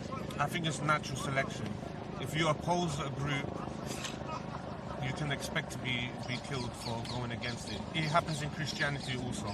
If you deviate from the mainstream faith, just as Copernicus did, he was met with a lot of backlash. But the response, it's natural the response wasn't limiting philosophy to the laity of the religion. If anything, Christians are inspired to study philosophy and nature, because we take from the book of Revelation and the book of nature. We believe that nature informs our religion. We believe that nature points to God. We believe pagan philosophers point to Christ. I mean, Plato himself talks about the crucified Christ. No, they don't, because they ban philosophy, because they believe that it makes people deviate away from the faith, causes too many problems on the heart. When you say nature informs their view, I believe that they do look at nature as a product of the creation of God. admittedly true, but I'm also talking more about philosophy as well. Like, if you ban philosophy intentionally, I think that's a way of limiting advancements in science and philosophy. I mean, And even then, the Quran is full of scientific inaccuracies. It teaches that the Earth was formed before the universe. It teaches that coral can grow out of both salt and fresh water. It has some faulty Aristotelian understandings of embryology. I think we can look at the same things in the Bible, like in the 7 days of creation. Yeah, but there's some things which don't make sense. But there's allegory. If you have light, you can't have night and day before light is created. But the old for example. well, that's the sun. Light is used not just for the existence of light, but also the sun itself. But I apply a high degree of allegory when it comes to the 7 days, because other books that were circulating around ancient Mesopotamia also contained the same structured stories. So the difference between the Old Testament and the New Testament and the Quran is that these are a collection of books that span years with different authors, which means they're writing in different ways and fashions. However, the Quran has to be interpreted in one literal way in most occasions. So why is there 4 schools of thought? And then there's also the whole Shia deviation. Well, that's more to do with, the concept of God and also prudence. But I'm saying on most occasions, if the Quran posits a scientific fact, you can't say it's an allegory. Because when we look at the Golden Age, it was the Iranian Muslims who actually came up with a lot of advancements. Yeah. They just got from... eye surgery. Yeah, they just got from the pagans. Okay. All right. Good speaking with you. Yeah. Thank you. Thank you, man. You go? Oh, yeah. Bob, if you can just... Derek, if you take the microphone off this gentleman, please. If you leave there, gentleman... Can I take this umbrella off? Yeah, because it's just literally just start. Just spinning. How... No. That's it. How the hell does this... I can debate, but I can't use umbrella. Jarek, sort that out for me, please. No. Give me that one. Whew. Don't say nothing there. If you look on the floor, there should be like a little furry thing on the floor somewhere. So, good afternoon to all of you who are watching. My name is Wendell. I do not see it anywhere. And welcome to Urban Scoop, and we are coming to you live and direct from the regular Sunday mayhem down here at Speaker's Corner. But today, it is the first Sunday of the month, and this is where young Bob has the chance to debate. People change my mind. And Bob, why did you decide today to have such an interesting... It's an ambiguous statement which can apply in many different areas which are heavily being discussed at the moment in British politics. But why do you think it is? Because if you look around us here at Speaker's Corner today, the first Sunday of the month, the Muslims know that we're going to be debating this issue. You would assume they would all want to be here en masse to explain the beauty and the positives of Islam. Correct. But none of them are here. That's simply just because... Are they not running scared? Yeah, they are, and also they understand that, like, they're intimidated by Tommy Robinson's platform, firstly. Second of all, they also know that people such as myself have been here long enough to know their little tricks and games and their deviations. But why should they be intimidated by Tommy Robinson's platform? Because I've heard that myself. Because as you know, the Muslims, they got, I call them their handlers. Don't talk to him, don't talk to him, don't talk to him, he's Tommy Robinson. And then I see on their phone, they're looking at numbers. And when I looked just now, we had something like 7,000 people on Twitter. And on YouTube, we got 609 people. So they're intimidated. Why should the Muslims be intimidated by numbers? Because what I'm seeing now is that people like Ali Darwa, Mohammed Hijab, who's recently been made bankrupt, and many other Muslims, Shamsi, even Mohammed Hijab, and also Ali Darwa, I call him Jerk Chicken Ali Darwa, because he's scared to come to Speaker's Corner. Is it because you're here, Bob? Is he scared? Yeah, I mean, most of these people are scandalous, immoral, unvirtuous people. And like you said, numbers do play a factor into it. If they understand that, well, this discussion will go on for too long, it may make me look bad, it means I get bad numbers. So then they'll intentionally have discussions with ignorant people. Now, of course, someone can make the claim that I am, but compared to a passerby who never engaged in with religious discussions, they get a load of money, a lot of views from that, and they will never engage with proper evangelists, apologists, polemicists, because they know that they will get cooked. So, Bob, look into the camera. Look at the people who are watching. Like, for example, I'll give you a few names. Yeah, we got Wal Rab _aim, Kitty Niju, Gabe Owners. There's so many people in the chat, man. Say hello to them. Talk to them people. Hello, my lovely people. I have no idea why you're watching the ramblings of a 17-year-old. Hopefully we can get more people to engage. That was an interesting white convert to Islam. I'm assuming so. Didn't really say anything about his religion. I'm a bit soaked, but the weather is recovering. The people are coming. And it's good to see that, you know, outside of the summer into the winter, we still continue speaking at Speaker's Corner. Because regardless of whether the conditions are poor, people still want to talk about what is true. But a few minutes ago, when we got here, Bob, I arrived, me and you arrived 11 o'clock, yeah? And you know, and then we saw some Americans who arrived, and they set up a big tent. They're giving it all the big un. There must have been about 20 of them. They got cameras everywhere. Where are they now, Bob? Oh, they've run away because they're cowards. Sorry, let me change myself because I'm now switching off the mode from debating with someone else. Why have they they've run away because you're either an influencer or you do this because you love it. There are some things that I have to do in doing this because to keep up a profile. Regardless of the weather. But regardless of the weather, I love doing this. I'll always be here. And they turn up en masse. They got a big gazebo. They got about a dozen cameras. And as soon as the rain starts, they chickened out, man. What's going on? Me and you and Derek. Look at my cameraman, Derek. Big up, Derek. Big up, big up, big up, big up. So I've got Derek in training for big things. And Derek's going to sit down next to you in a minute and have a chat. Yeah, see, he's found it, see? Do you want to have a discussion, my friend? Do you agree?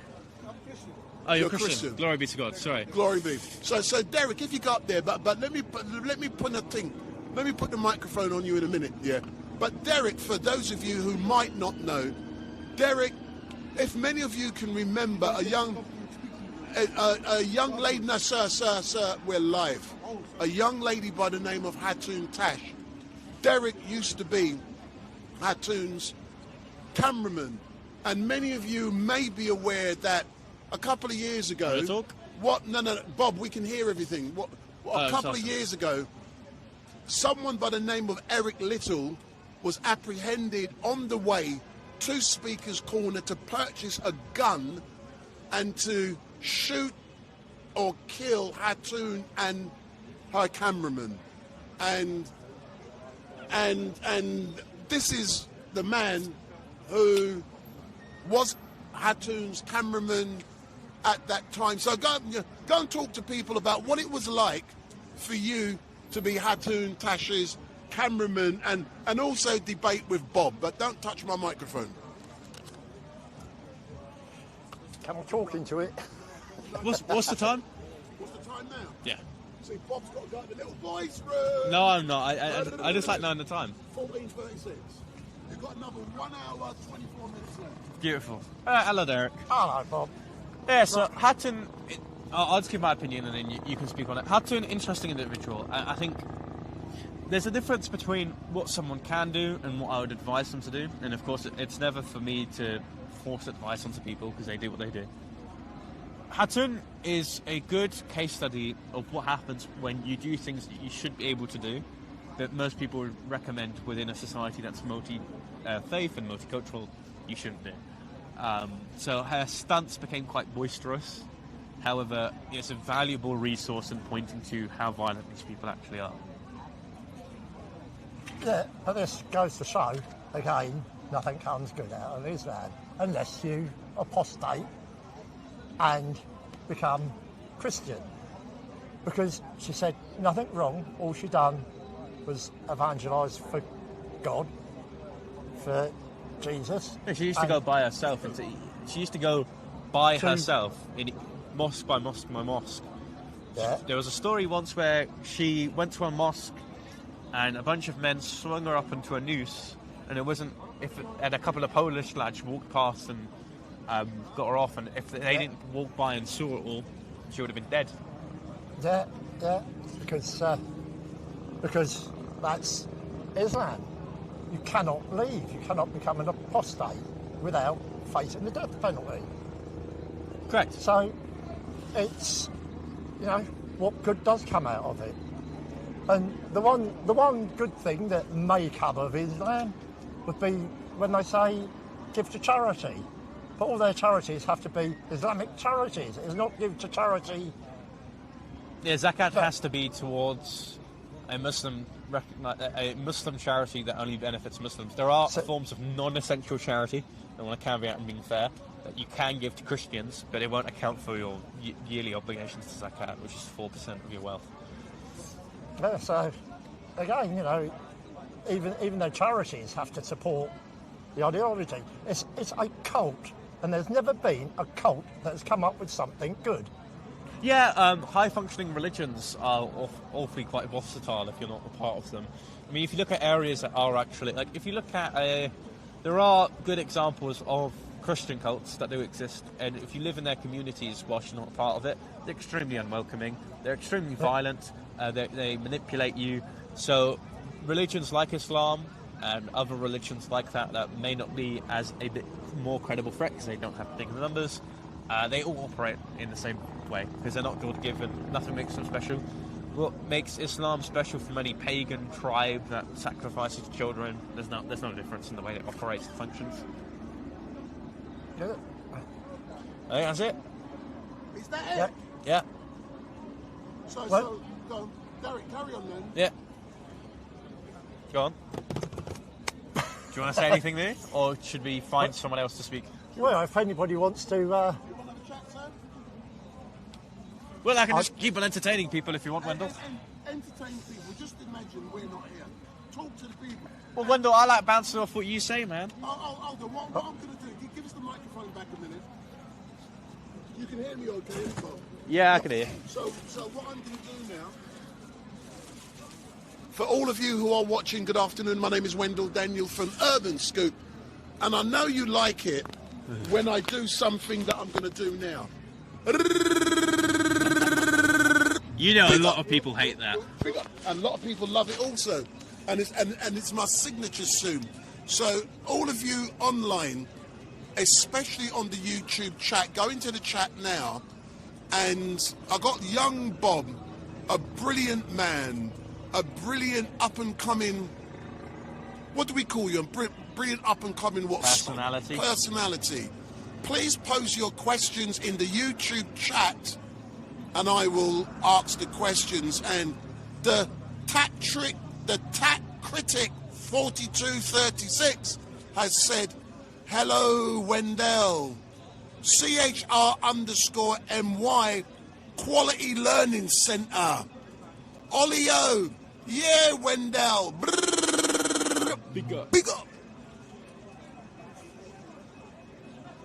Well, and someone has said, where is that muddy water, you lying Muslims? They're all behind us. They're all behind us. Yeah. So go in there and ask a question. Here's a question now from Cool Frozen Yak. Would a positive for Islam possibly be voting rights restrictions? The thing is, right, I know it's an unserious question, but I'll give it a serious answer. I'm not a libertarian. I don't believe in absolute freedom. Now, in saying that, a lot of conservatives do talk about voting restrictions for people who have a low IQ. So they'll give the argument of, well, someone who has an IQ of 71 surely can't give an educated choice as someone who has an IQ of 120, for example. But in saying that, democracy's pure function is to represent the people, regardless of the condition of the people that elect them are. So I think voting restrictions are incredibly backwards, but I do see a good argument for it in exchanging liberty for effectiveness. Thank you, but you have to be succinct within 1 minute. Question. Does he have a roadmap for how to remove the clause of devout Islam from the country if he was to somehow get into a position to do so? And that's from Walrab_Aimer. Self-deportation methods. If you ban certain religious practices, it will either reform the religious people in the country, or alternatively, they'll just leave. And I am only one individual man. I cannot set up a roadmap to abolish Islam, but I can certainly do that within the country that I preside in. Dan970 has said, Wendell is mega annoying. Thank you. Big up. The next one, Malcolm Davids, 23.99. Young Bub, love all your work for years. Blue Beat 79. I don't even think I've been here for years. They're talking the other Bob, aren't they? Probably. A lot of the time, the Your first dad. time I ever entered the scene, people just thought that it was old archived footage of Bob. I'll say that again. That's the first time I've heard that one. Repeat. Yeah, the first time I used to post videos, people used to just say, well, this is old archived, re-uploaded Seriously? videos. Yeah. Oh my God. I don't know how old they think Bob was when he started this. He Wait, certainly was the in my next age. question is the question of 2026, and I know the answer to this already. It's from MHB Guy 3355. Can young Bob imitate Brother Wendell's big up? You know what? When I was in a cell, like I've been arrested 3 times. I know the answer. Yes. Yeah. When I was in a cell, I was trying to occupy myself by doing several things. One of them trying to mimic the voice, because it's in my head. And the second one was just reading the Quran and Bible. But I'm not going to try and imitate it. I was trying to in a cell, privately, when I was really bored. But is it not true, Bob, if you look at so many people on social media, are they not beginning to say big up, big up, big up, and well, yes or they no? they also say reporting live and direct. Yes. So does that not mean people keep saying it's annoying, but I know what I'm doing? Yeah. It's educate, and they mimic and copy. I'm being mimicked and copied throughout the length and breadth of this country, and anyone who knows me, you can't find me on social media because I don't post on social media. Well, to be fair, you're on the next best thing, mate. Tommy Robinson's. But hold on, channel. but millions of people around the world see me every day, but I don't post. Other people post what I'm doing. Yeah, your copy's on There's nothing in there, yeah. So right. here's the next one, yeah. So, hold on. The triggered Christian has said, who is Al-Lat user and Manat? Speak English and I can answer your question. And the next one, is Bob's surname Rendell? No. I don't think we'd be... I think obviously we're not, but... Yeah, whatever. The next one. Hello, Wendell. What's the time in London right now? And it's 14:45. And the next one, ultra annoying. No one likes this guy, Wendell. Why don't you like me? Oh, I love you all. I hate no one. I love you all. Question. Would you say that Epstein, good question, was a faithful Muslim? Yeah, I mean, Brilliant. this is actually a really good point to mention this, because the recent bunch of Epstein files is, and you know, Tommy's been falsely been accused of not actually picking up this topic on social media. Now, the first thing I said when I read the files, which there's documents that have been released that alleged Prince Andrew of raping someone and then potentially murdering them, and I just called for his public execution. The man is in the house. Hold on, let people see who's in the house. Stay there. Hey, go next to him, please, please, please, please. I don't want to interrupt him. No, go next to him. Don't worry. So for everyone who is here. watching, Big Bob is in the house. Yeah, Big man. Bob is in the house. Big Bob is in the house. I'm doing by yourself. So, Yeah, good, thank you. excellent One stuff. of these days you're going to put something on that sign that I disagree with and I'll come and debate you. Yeah. I say that again, Big Bob. Yeah, I said one of these days he'll put something on that sign that I disagree with and I'll come and debate him, but there's no point trying to change his mind. I totally agree. But even Thank- then, you know you couldn't change mine. Thanks, Big Bob. So go back to the original question. What would please. you say that Epstein? Would you say that Epstein was a faithful Muslim? Well, there were certainly high-profile Muslims at Epstein Island, but in addressing further the issue of Epstein, anyone that had even the slight bit of knowledge that Epstein was harbouring children and grooming them into an industry of giving them to leaders to have sex with them, you should be eradicated from the face of the planet. We should reintroduce the death penalty and have a Nuremberg-style trial when it comes to the people who have been alleged in the Epstein files to have been complicit in their crime. Even Tommy mentions this. I say this. I think I'm a monarchist, but it's more and more difficult to support the monarchy if they were paying off people who are trying to sue Prince Andrew whilst he had the title. Randy Andy. He's not just a player. And here's another question. Bob, where do you hope and think Great Britain will be in 10 years' time? It depends on. It depends on what the state of the next government is. If we're in a hung parliament, we'll just see not just a managed decline, a just complete decline. If we have reform, I think that it will be the antecedent for a more right-wing movement. If we have the Greens, we'll just live in a dystopian society where we have complete open borders. But I don't know. There is no one singular choice at the moment for who is going to lead this country and what vision the country is going to be led in. We have no shared vision as a united people. As soon as we unite and we have a shared mission statement, so to speak, we'll begin to actually have a prediction of what this country looks like in 10 to 5 years. But so far, we're so fractionalized. I mean, look at the recent Gordon and Denton by-election. We have Advance UK controversially, Reform, the Tories, the Lib Dems, Labour, Greens, the SDP, the Workers' Party of Britain, and all of these people represent and occupy different spaces in the political sphere. So, and the fact that they're all still receiving support and haven't been completely annihilated represents that this country is in a very undefined, unclear state at the moment. And it will be incredibly interesting. I think we're currently looking at history in the making when it comes to Europe. Are we going to make the direction of Trump and become right-wingers faithfully and try to move the direction of this country back to its traditional roots? Are we going to entirely deconstruct all social groups and just try to become pure Marxist communists in the eyes of the Green Party? Or alternatively, are we just going to continue having this managed decline until we live in a country that no one wants to live in yet?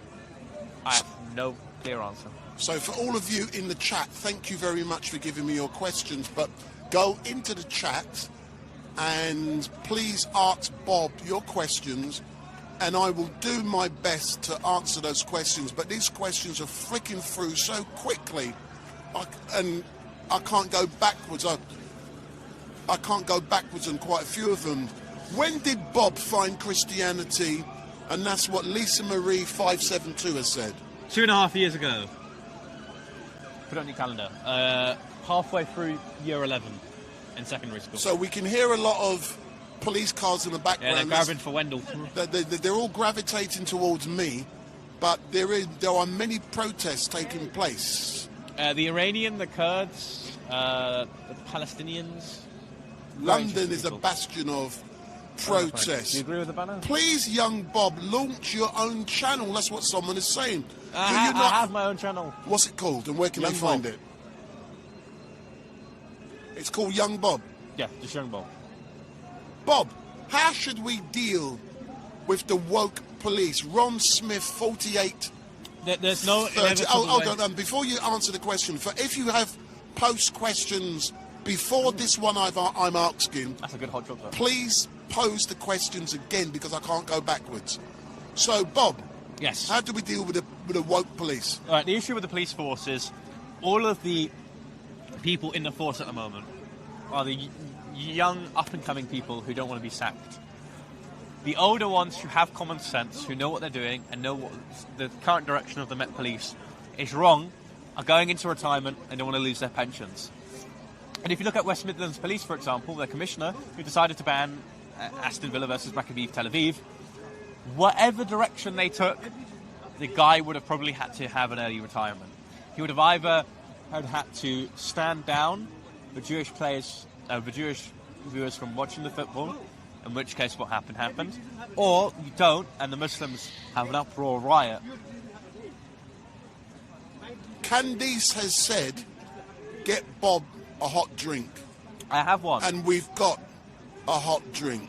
A hot chocolate. A hot chocolate. They call me a Mormon at church because I don't drink coffee or tea. I can't stand it. It's dirt water. A question, how many gods died on the cross, Bob? One.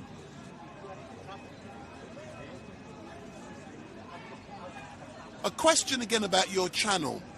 Bob, why have you not launched your own channel and do lives on your channel? I will actually. I'm beginning to.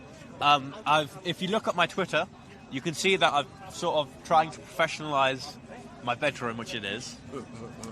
We're buying more boudoir. equipment. It's just His very boudoir. expensive and takes a lot of time. By the end of the week, we should be able to schedule things out properly. I want to do like a proper American-esque style conservative network show with skits, comedy, information as well. And I've said to Bob that I will give him a decent camera, yes or no?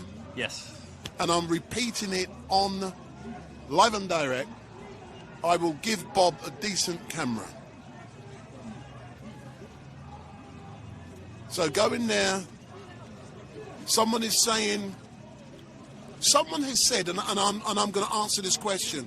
Sammy Cinnamon, 7,300 said, this chat needs a mod, pointless. I'm going to disagree with you, and I'll tell you why we don't want a mod. The reason we don't want a mod is that on Urban Scoop, here at Speaker's Corner, we believe in freedom of speech. We may not like what other people are saying, but we believe it's important for people to have the right to say what they want to say. And also, if you have mods, they're limiting a voice. We need to know what people are saying, regardless if it's good or bad. We need to know who's the good uns, and we need to know who's the bad uns. If you ban all the bad uns, and you won't let them make comments, you don't know who's who.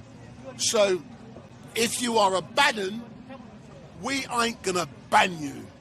Yeah. You will expose yourself as a beep, beep, beep, beep. True or not, Bob? True, and also I like to know the opinions of my neighbours and the people who live in the That's same correct. planet that I do. That's correct. If they don't like me, I want to know who they are, man. They can call me white supremacist. I don't care. Can you imagine if I banned everyone, who complained that I did bigger? If I banned them all, we'd have no one left. So we need to hear them. So Bob, Oh shit. It's alright. Bob, I know you got engaged recently. Yes. You know, if you point that towards you, point it to it. It doesn't have to be that mic. Alright, yeah. Point it in your direction. Beautiful. So you've now been engaged for like a couple of months? What's that been like, Just boss? nearly a month, yeah. What's it been like? Surreal. What's that mean? Is she cracking the whip already, boss? No, she's a very good partner to have. It's just speaking in the future tense about what you're going to do, and that future's already secured for you, is a very glorious thing. Talking about what you do when you're older, about having kids and being married at such a young age, and not having to worry about finding a partner, is a massive relief I have. But Bob, one of the questions here is that can England be salvaged? But before you answer that question, Yes. how can you, as a Christian, have a bird? You got a bird, man. How come you got a girlfriend? I'm engaged. And I'm just You got a waiting. bird, man. How can you have a bird? I am waiting. A young lady. I'm waiting for the law to catch up with me when it comes to what is legally permissible to be engaged in. So I'm waiting until I turn 18 in order to get engaged and to get married. To get married. So, and Bob has said, when he does decide to get married, it's going to be live and direct, and Street Mike is going to live stream his funeral. Sorry. That was a Freudian slip. That was, look at his face. We will live stream his wedding, and it will only extend as far as the wedding. We don't want to see, what happens in the marriage suite. We don't want to see none of that. And that'd be illegal. Look at his face, man. That'd be illegal. But if you remember a young lady who used to come to this park called Shagamoto, Shagamoto was that young lady who said she wanted for me to take her to the Ritz Hotel. She wanted to tie me to the bed, and she wanted to whip me, and then what she was going to do, she was going to nick my money and run off and leave me tied to the bed. So that's the type of people we've got coming down here at the park. But Bob, yes. We're looking around. Let's go back to the question. Can England be salvaged, man? That was the question I'm asking. Can it be salvaged? I like yes what Kemi no? Bednock said. Britain is broken, but not beyond repair. Which is true. But if it continues being broken, it will be broken beyond compare. What's the first fix, Bob? No, but you can't be... I need to be able to hear Bob. Yeah. Yeah. So a question. Since what happened to Charlie Kirk, are you not afraid of your own safety? That's a question. Not really. The US have their own style of assassinations that constantly happen to their politicians. Yeah, being violently stabbed or having an acid thrown at you might be. Violently or stabbed. Forget the violent. Yeah. Well, no, there's there's least lethal ways of being stabbed. But yeah, no, I don't. You wouldn't be doing this if you constantly fear for your own security. I'd love to do a stand in no-go areas like Whitechapel. That'd be fun.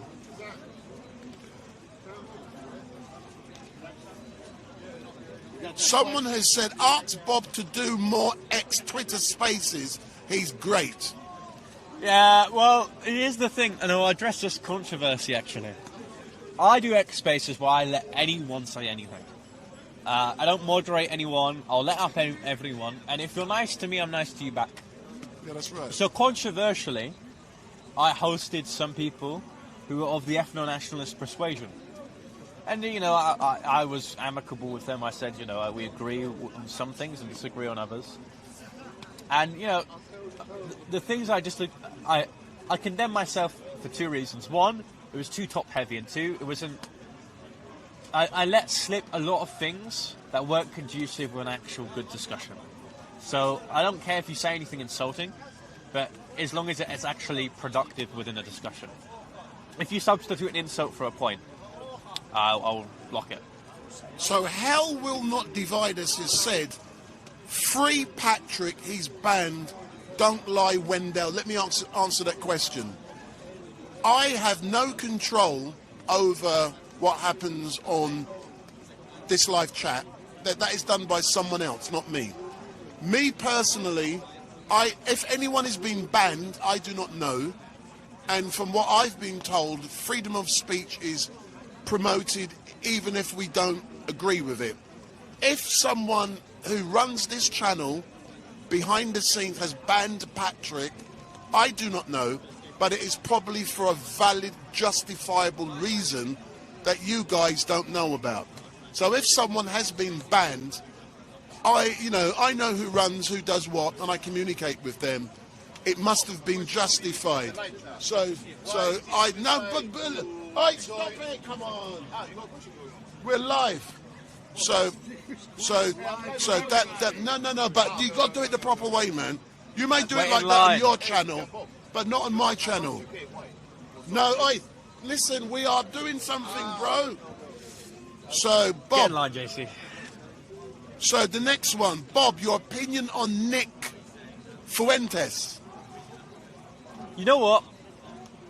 The low-quality anti-Semitism that his movement has brought is not really...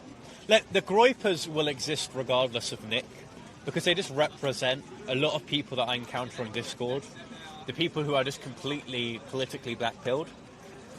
So I don't really have an issue with him. I disagree with him, certainly.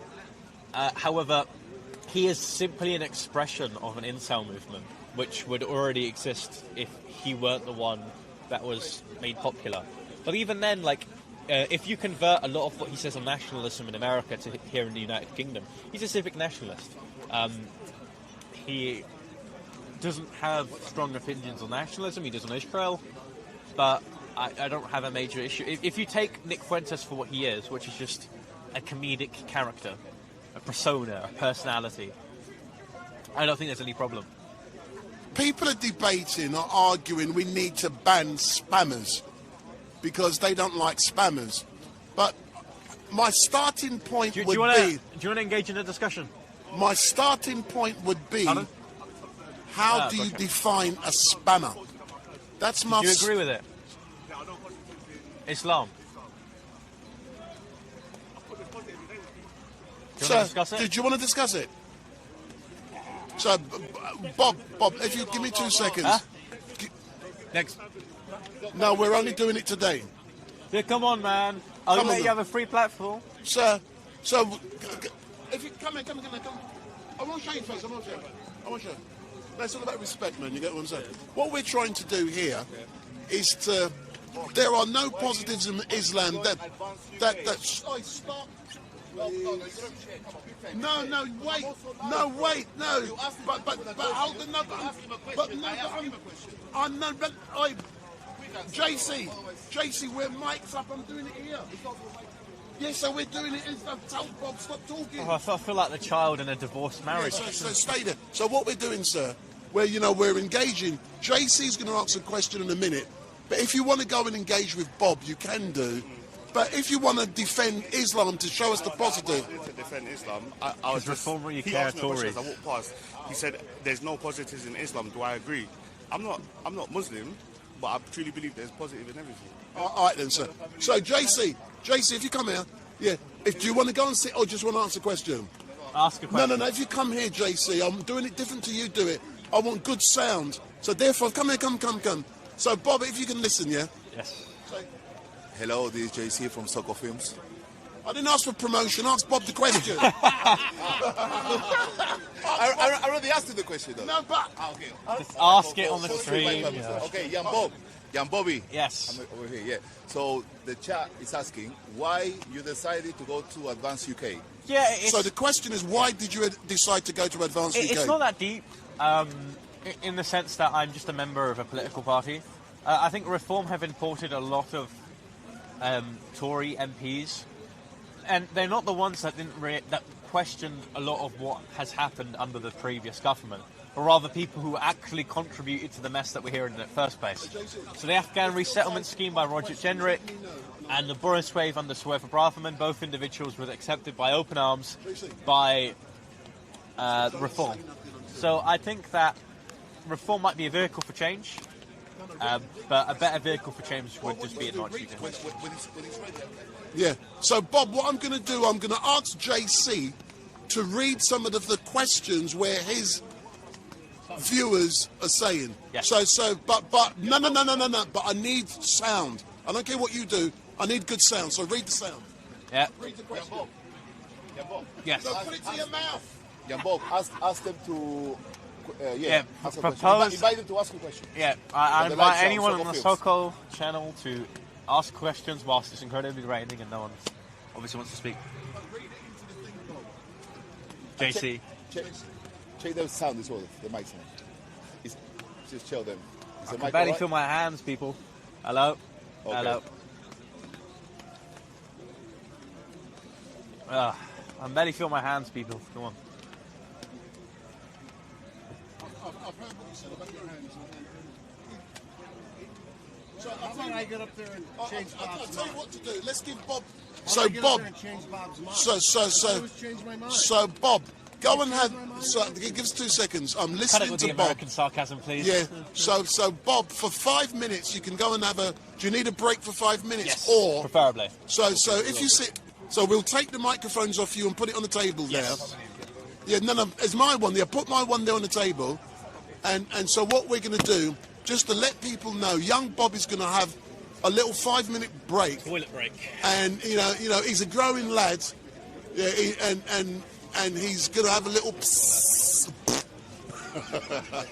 and then he will be back. So for those of you who are watching, my name is Wendell Daniel from Urban Scoop, and we are coming to you live and direct, live and direct from the regular Sunday mayhem down here at Speaker's Corner. And what we're doing today is that this is Change My Mind, and you know, young Bob will do this every first Sunday of the month, and this will be his platform. So he will be working in partnership with Urban Scoop the first Sunday of every month. Change My Mind, and it will be a different subject every single month, and it will always be the first Sunday of the month, and that's something which we will develop over the coming year. But just to let you know, when we started here at Speaker's Corner earlier on this afternoon, there was another similar setup with Americans, and they come here en masse with, I reckon there must have been 30 of them. They must have had a camera team with about 10, 12 cameras all around Speaker's Corner, and they're here giving it large, like there's something special. As soon as the rain started, you know what they did? They shut up shop, and they ran like a chicken, and they scarpered, because they weren't here to educate, to entertain their viewers.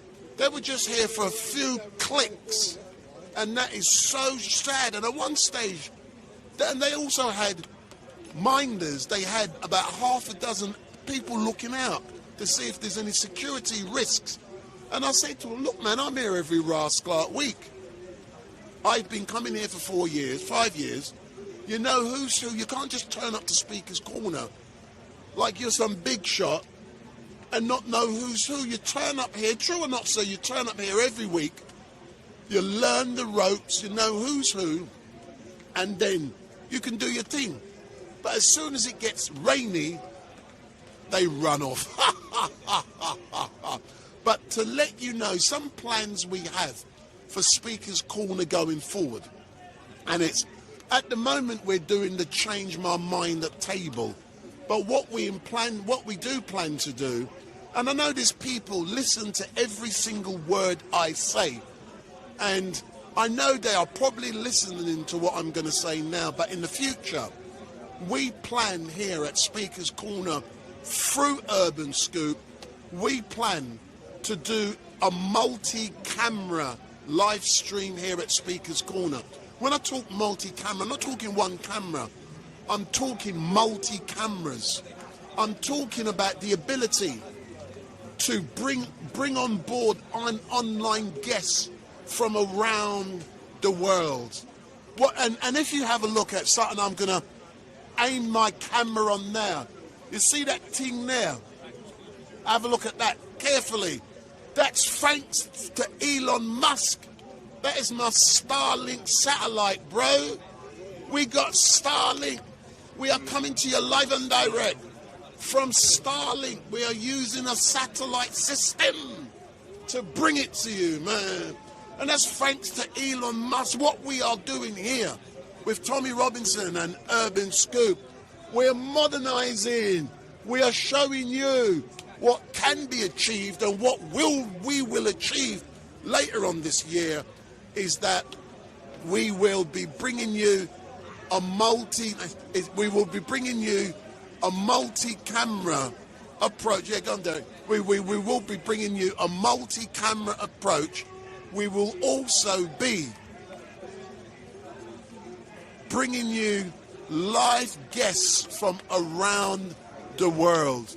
And some of you who knows what I do, some of you who knows what I do will know, that quite often what I will do will invite some of you guys to ring me, and you can chat on a mobile phone. And what I am going to do in a minute, I'm going to ask you to ring me, and then I'm going to engage with you on. But Derek is trying to show me something. What are you trying? Look at this. Little sign from our Lord above that the snowdrops are out, spring is coming. Next time, be lovely and warm. So what Derek is saying? Spring coming in the park. So what Derek is showing, my trainee cameraman is saying that the croquettes are coming out. Snowdrops. The snowdrops are coming out. Spring is on its way, and that also means that Speaker's Corner is going to be getting even more exciting, and that potentially can coincide with our use of new technology, where we're going to be setting standards here on Urban Scoop in partnership with Tommy Robinson. Big up Tommy, big up Tommy, big up. So for those of you in the chat, are you liking some of the things? If you hold that, Derek.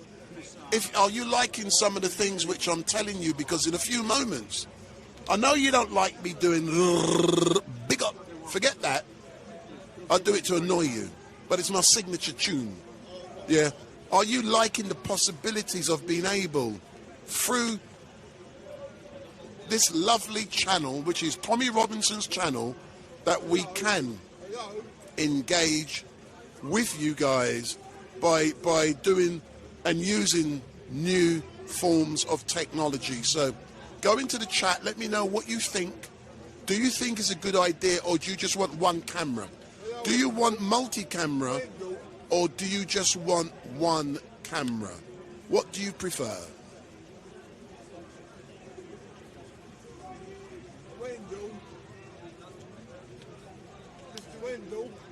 So Chris White has said 360 cam next, Wendell. So another person, I'll be coming from Ireland on the 16th of May. There is no separation between religion and state. Silly noises between the truth bombs is unique. Big up. What do you want, man? Well, stop calling my name, man. What question you want to ask me? I asked him, what do you think of the system of currency? What do I think of who? Of the system of currency. What do I think of the system of currency? Concurrency. Don't know what you're talking about, boss.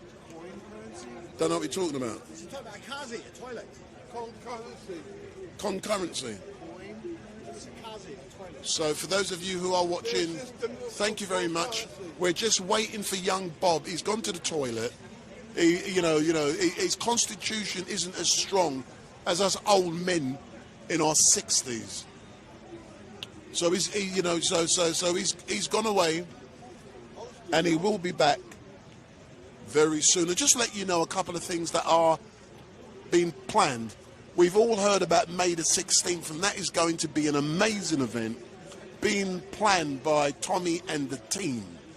And make sure we can't tell you the exact location at the moment, but what we can tell you is that Central London, all the details are currently being finalised.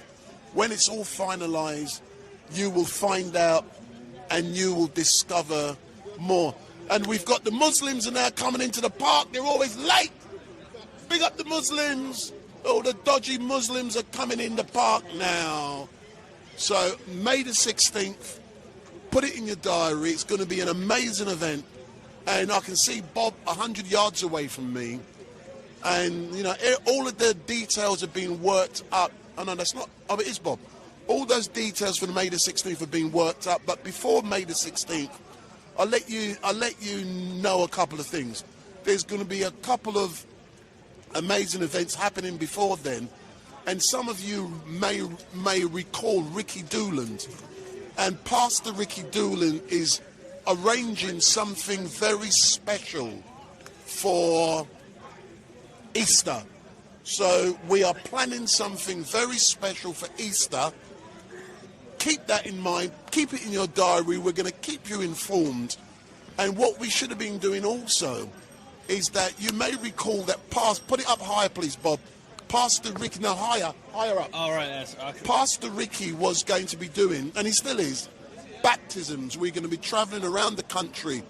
But for health and safety reasons, we didn't do the January nor the February. So the baptisms will return in March for health and safety Can reasons. I ask what health and safety reasons are? Yeah, it's too bloody cold. All right. So, you talk about being vague, Bob. You're going under freezing cold water.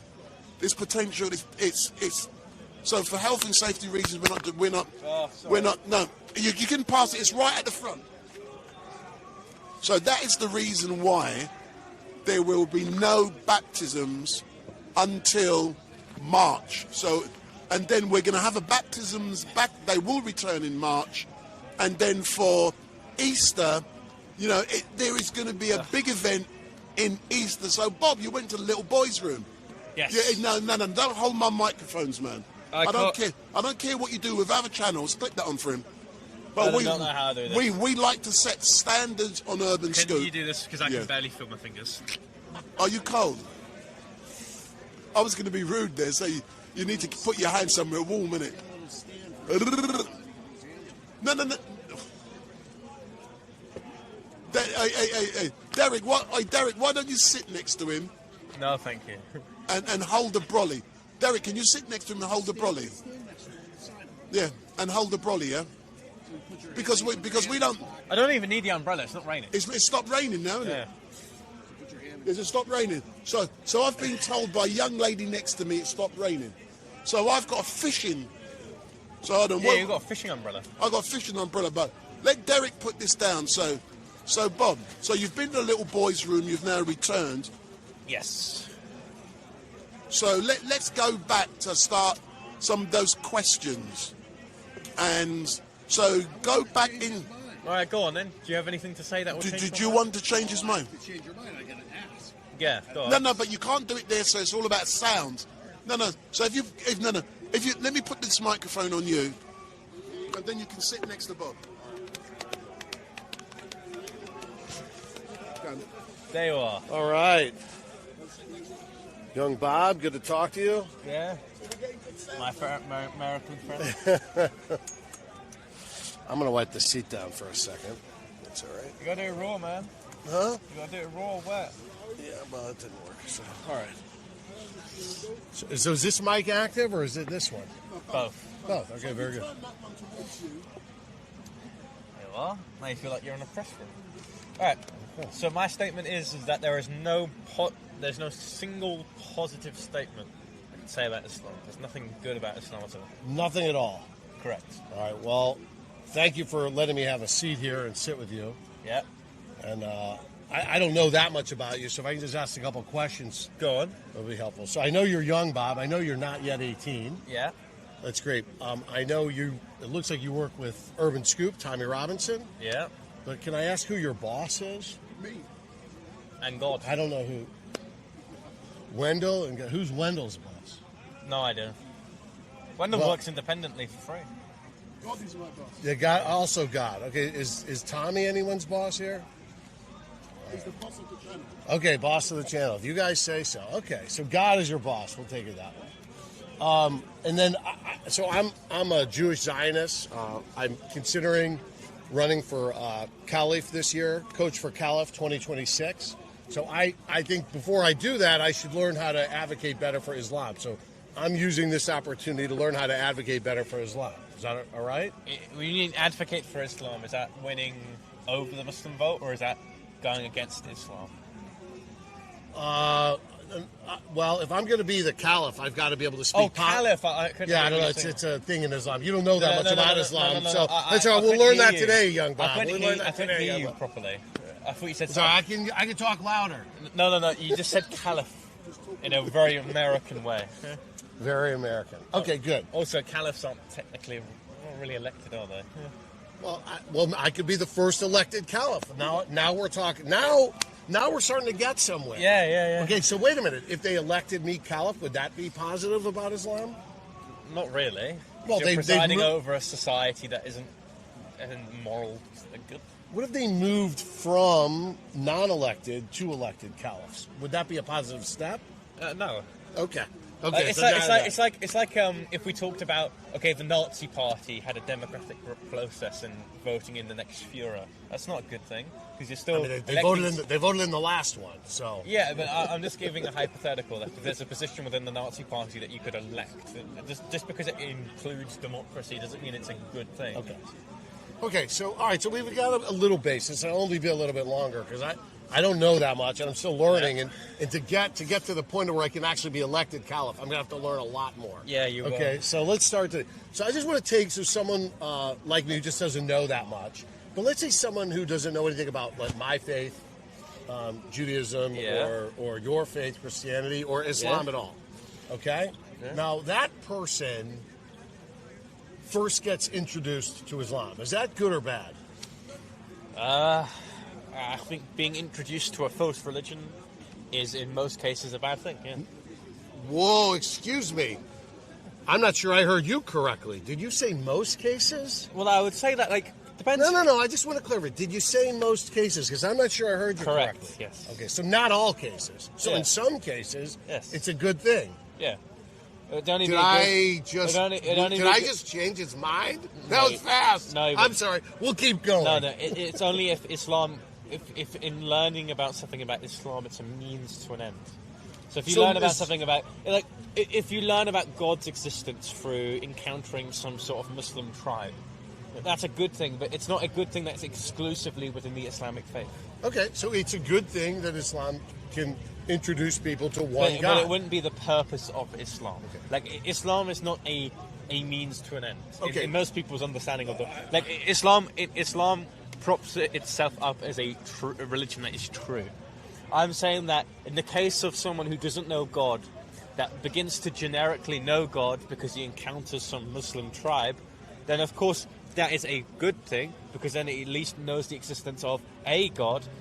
But Islam is a religion that sets itself up to know God in its entirety by itself through supernatural revelation, which of course is a bad thing because it's lying about God's existence of what God is.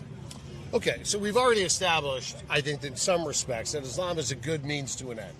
Yeah. You've already admitted that. In so I think I've already won, but I'd like to go a little further by making it, in your view, even better than my own faith, because I don't feel like I've completely dominated you until that moment in time. Go on. Okay, so I'm Jewish. Okay, so if someone from this tribe that knows of none of these three Abrahamic faiths, correct? Okay, runs into someone from my faith.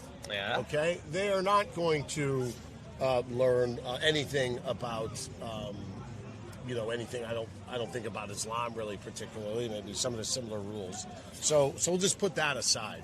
So again, I don't know that much about Christianity because I'm not a Christian. But I believe there's a character in Christianity that you equate with God. Is that correct? Yeah, Jesus, yeah. Okay, very good. Yeah, I just wanted to be clear. Yeah, okay, Jesus. so if a Jewish person came into this tribe, they might introduce them to the one God, like you said Islam would, which would be a good thing, which you've already admitted. Yeah. But would they be introduced to any character which you equate with God? No. Well, they wouldn't. If you're wait a minute. Yeah. If someone from Islam came and found that same person, would they be introduced to a character that named, what did you call it? Jesus. Oh, there you go. Would they introduce, they'd call it, yes or no? Aside from the theatrics. Just a yes or no, Bob, will do. Just a yes or no, Bob, will do. Just a yes or no, Bob. No, it's not good. No, they will or they won't. It's not a good thing. It's not a hard question. It's not a good thing. No, I just asked yes or no. Will they be introduced to a character that you gave name to that you equate with God? Yes or no? They won't. If a Jew interacts with a Muslim, they won't know Christ. Not a Jew. Right. The Jews don't know anything about that. About what this whole this random fictitious tribe. If they encountered fictitious tribe, they would not come to the same Christian understanding of Jesus. No. But would that be a means to an end to be introduced to the character? No, it's because the Quranic depiction of Christ explicitly mentions how he's not the Son of God. So instead of just not mentioning a thing, it's denying another account, the Christian account of Christ. But isn't it introducing? And in fact, I would say it's worse because it gives you a false sense of security that you actually know Christ. So you think even being introduced to this, let's say, false story, you call it a false depiction, being introduced to the existence of the historical, of an historical version of the person you equate with God or God, is even worse than never having heard. Even worse than never having heard of him at all. Is that correct? I just want to know. No. You can't control how I give an answer. Of course I can. I'm changing your mind. No. Well, wait a minute. If I'm not allowed to do it, how can I change your mind? Changing your mind must mean that I must constantly force an answer to a question. You must answer a question. Okay, I'm going to ask you a question. Is it a good thing? Let's say we have two sons, and they give two accounts of their father. One account portrays the father as a very charitable, nice man. Mm-hmm. The other account portrays the father in a terrible way, an abusive, drug-addicted, misogynist, scum of the earth. Now, let's say there's a third party involved, and they can only hear of one account. And afterwards, they have to have a relationship with the father. So they hear one account of a person, and in accordance to that account, they have a relationship with that person. Now, if I were to hear the bad account given by one of the sons, it would have enacted a bad relationship, because I'm already coming in with this relationship based on the assumption that he's a bad person. However, the account of the first son, being a very charitable and nice fella, of course I can have a good relationship with him. Analogising it with Esau and Christ, if one man hears two different accounts of the same person, they're going to have a completely different relationship with the same person. So that is my answer. I don't want someone to hear a fictitious account about someone that I believe is God. Let me help your analogy out for the situation I'm talking about. Yeah. So I can agree or disagree, but it wouldn't matter with whether someone should either hear the good one or the bad one. Okay, but the question is, should someone know the existence that their father even exists in this world? Not if he's a scumbag. No, is the father in this case a scumbag? I'm pretty sure you're talking about God. I'm pretty sure you're talking about God in that situation. No. And I don't think that's cool. No. I'm talking about. Whoa. I'm talking about, two sons writing a biographical account of a father. Right? That's right. Oh, I understand your situation. I would prefer. Hey, listen. Hey, put the female. I'm getting him started. I've already got him to admit. I already got him to admit, but Islam's a good thing on a path. Why you don't become Muslim? Why not? When you go HMP, you become Muslim. Yes. Put the female sunglasses off, sir. Bye bye now. Take your medication. Huh? Who? Who's Fufu? Why are all the crazy Muslims out of the park today? You didn't see this on camera, but a Muslim gentleman with female sunglasses came up to me. Then subsequently a fat man who is wearing what I can only describe as an attire of a traffic cone approached me and asked me, where is my fufu? But anyways, back to your point. Yeah, I would rather not be deceived and told something that is a lie than to know that something exists, than to not know that something exists and not be told a lie. Okay, let's say you're a bastard. Right. Okay. Thank you. And let's just say, for argument's sake. Yeah. And you don't know that you even have a father. You were told you were born without a father. I know that's a bizarre, only happened once in this world. Analogies are getting a bit out of hand, but well, I believe that's actually the story of your faith too. But let's just say that someone was born told that the father. Christ wasn't certainly born a bastard. Just want to make not that, but born without a father. Let's say you're born without a father, and then you understand now. There's this claim that you have a father, and you either got to hear a good story about him or a bad story. Or would you rather just not know? Blue pill. I don't want to know. I'd rather hear the good story. Right? No. You don't get a choice. You're either going to hear that he exists, and there's either going to be a good or bad story about him. No, but the analogy wouldn't suit what we're talking about, because we're talking about a religion and whether ultimately it's a good thing, and if it's not a good thing, we shouldn't have it. Well, okay, so let's say you either don't learn about the father, or you learn, let's say, something false about the father, and that he's very bad or something, which is not. I don't think. Of course, I'd learn the truth, because well, doesn't But that's not one of the choices. Yeah, it is. The existence. You've asked me an analogy of whether I'd rather listen to hear a story of the Father that is true or not. No. Is that the truth? No, I'm saying the existence of the Father, even if it's a poor reflection. Yes, because that is the truth. No, if it's a poor reflection on the Father. Correct. That is still the truth. If your dad's a scumbag, it's not a lie if it is true. Okay, what I'm trying to say is that the truth always prevails. You say that Islam teaches a false view of the Father. No, of Christ. Okay. Of God, of who you equate with You're really Christ. not good at these analogies, are you? Well, since you're fighting the hypo, as we call it in the law, you're making it a bit of a challenge. But it's okay, because I mean, a very simple analogy. Because I'm it's up actually for it. used in philosophy. But, however, the analogy you gave is an opposite. What it means is it doesn't speak to the point. Yeah, We're talking about a tribe that wants to know whether or not, let's say, the person you call God, Jesus, exists or not. Should they know that... The motivation is not whether in some way inform he exists, but rather if you're getting the truthful account of Christ. Okay, but how about no account at all? Okay, if I am picked between three options, not knowing that something exists, knowing it exists but in a false way, or knowing something that truly exists and is true, I'd always pick the third option, and if I don't have that third option, I'd pick the first one. Really? Because I'd rather not know... Yes, because that completely then separates my opportunity to have a relationship with him. If you if the Muslim community is told for years now that Isa is a created person and is explicitly told not the son of God, then they're going to spend the rest of their life rejecting that fact if a Christian comes up to them and says, well, we worship him. If anything, it goes in direct opposite of what I want. Because then he'll just say, well, why are you worshipping a created man who's explicitly told by God he's not the son? Well, your point, and I think the key word you used was it completely, and you didn't use this word, eviscerates your opportunity to know the true nature of what you call God. Is that Correct. right? Okay. Now, as a father, I think if a kid knew about me, even if they knew terrible things about me, they would learn the truth, whether those were good or bad, because I'm the father and I can handle that. Do you think that Jesus... We're talking about religion. But you gave the analogy of father, young Bob. So now, in this case... can only go so far. Right, so in this case, do you think someone being introduced to a false view of Jesus completely eviscerates the opportunity for that person to have a relationship with Jesus? Do you think that Islam actually eviscerates someone's opportunity? No one can go from Islam because you actually believe that. I don't think you do. I would say that I wouldn't say veracity. I wouldn't say 100% all the time. Not completely. Another change of mind. No, that's not a change of my mind.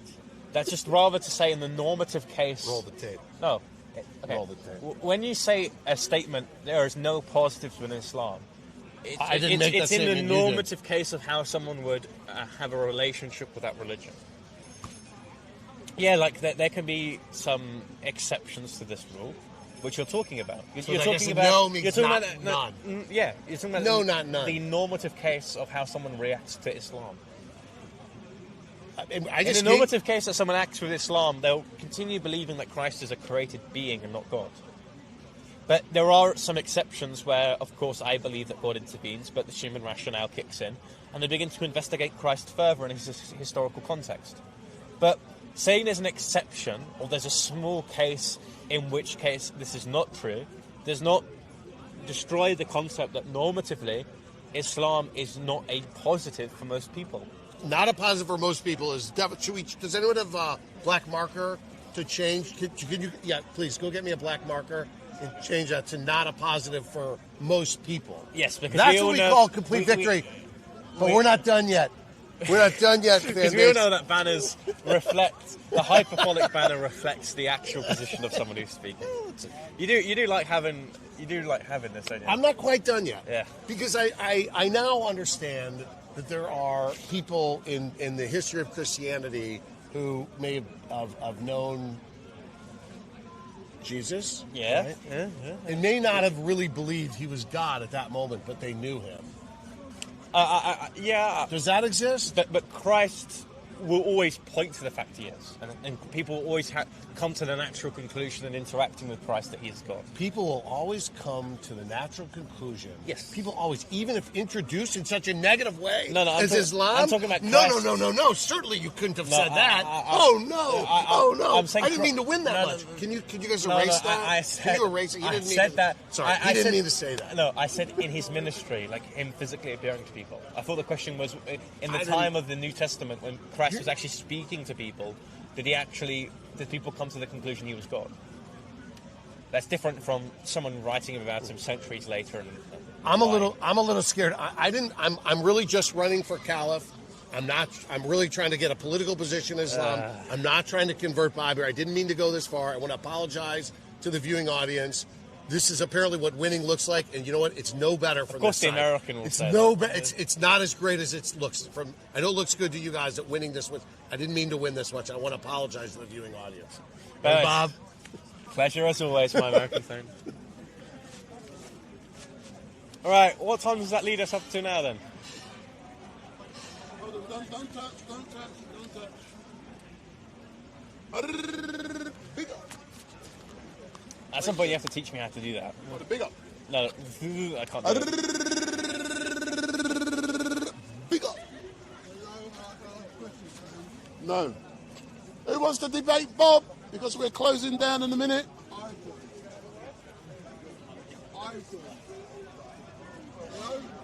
All right, to save me from the cold. So, Bob. Yes. Let's summarise, and then what I'm going to do. Did you want to give him a? Everyone is scared, man. You're not. I didn't even know you were watching. So. No, you can't. Shut up.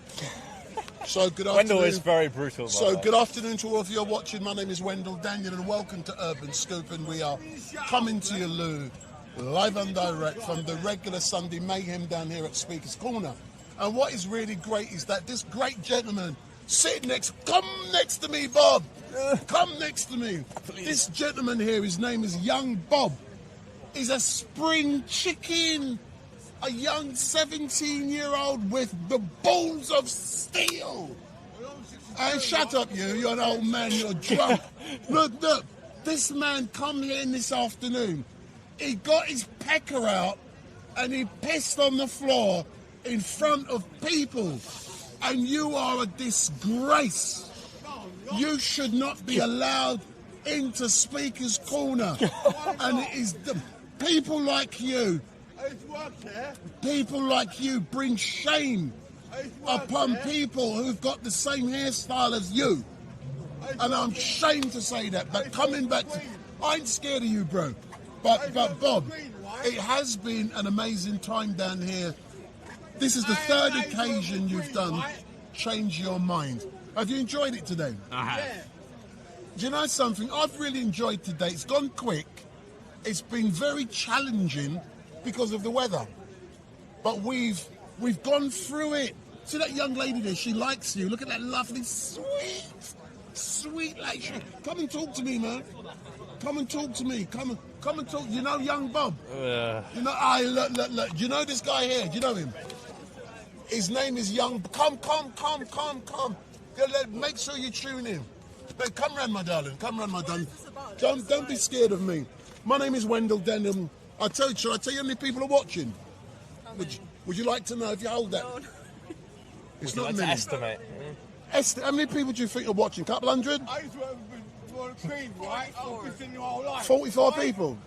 See, this young lady, what's your name, my darling? Pentazilea. Who? Pentazilea. Where are you from, Pentazilea? I'm from Portugal. You're Portuguese? I'm German and French, but I'm born and raised in Portugal. Hold on, let me... No, I'm getting all fun. So at the moment, yeah, on Twitter, yeah, does that look like you? Yes, that's Let me see how many people are watching on Twitter. 12,000. 12,000 people. a bit more than 40. Bit.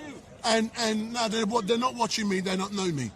And have you enjoyed it down here at Speaker's Corner today? I just arrived. You've just arrived? Yeah. So you've been thrown... Look. Derek, do not... Derek, no! You'll get a ban for that. This dirty, stinking man has got his pecker out. It's not funny. Do not show it, Derek. He's got his pecker out and he's pissing on the floor in front of people. I'm so childish. If we showed that, we would be banned from Twitter and we would be banned from YouTube. Do not show it. Hey, listen, man, you're a fucking disgrace. You are a fucking disgrace. We got ladies and children here, and you are disgrace, and you're a black man.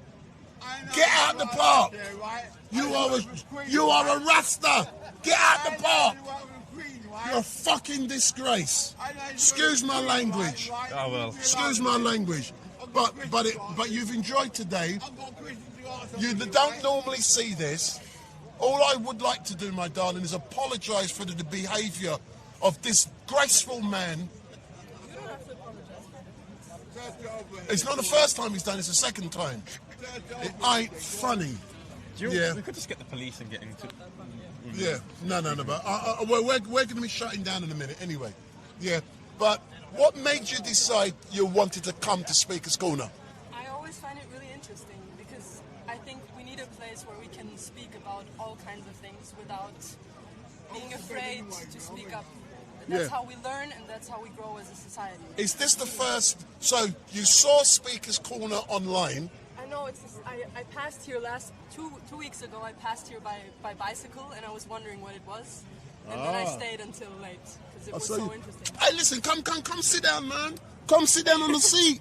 You see this young gentleman here? His name is Young Bob. You ever heard of Young Bob? No. He's famous, you know, man. Yeah. He's famous. What is he famous for? He's young. A combination of interesting things. I see. Is there any particular subject that... Because we're meant to shut at 4 o'clock, yeah? Oh, okay. And it's been all men so far. Now there's a young lady here, I'm happy. Is there anything you would like to discuss? Not really, I was just curious what you were discussing. Islam. So I see, okay, yeah. I have an issue with Islam on a theological and political level. I think Islam, especially in the Western context, isn't compatible, or at least isn't conducive to any form of good here in the UK. If you look at a lot of Middle Eastern countries, they promote child marriage, marriage of your cousin, which causes genetic defects, female gender mutilation, which just causes unnecessary forms of suffering. There's no consent within marriage. If you're married, a woman is expected to have sex whenever a man wants to. These sort of archaic 7th century understandings of how someone should live out in this world is incredibly backwards. I don't like it. If you look here in the UK, we have something which is known as the Muslim voting bloc, where the left, who already ideologically disagree with Muslims because they're on the conservative side of the political spectrum, coerce the Muslims to vote for them, even though they disagree with each other, which is called the unholy alliance between the progressive left and the sectarian Muslims who are supposed to be on the right. So that's my belief. I go around the UK talking about issues such as progressive politics, which is like known as wokery. What do you believe? What is your religion, if I may I'm Eastern Orthodox, okay. so I'm a Christian. And do you believe that all society should be Christian? Or what do you think it should be an ideal situation in terms of like everyone? Do you think everyone should have the same belief, or is everyone entitled to? I believe that. So like the plurality of ideas, like the free marketplace of ideas. I believe that you should have the right to. You have the right to express yourself in any way, as long as it doesn't reach a certain threshold. So if you're calling for something which is to the detriment of a society, like I believe Islam, you shouldn't be able to practice it. If your religion, like Hindus, Sikhs, these sort of religions which are very peace-loving, pacifists, they don't really usurp themselves onto other societies, they can, practice their religion all they want. I believe people have the right to freely practice any religion that they believe is true. But there are certain religions that aren't equal to others that I don't believe should be allowed publicly. So what do you propose? What should be done? Well, there's self-deportation methods. So I don't see any way where you convince 2 billion Muslims globally to not be Muslim.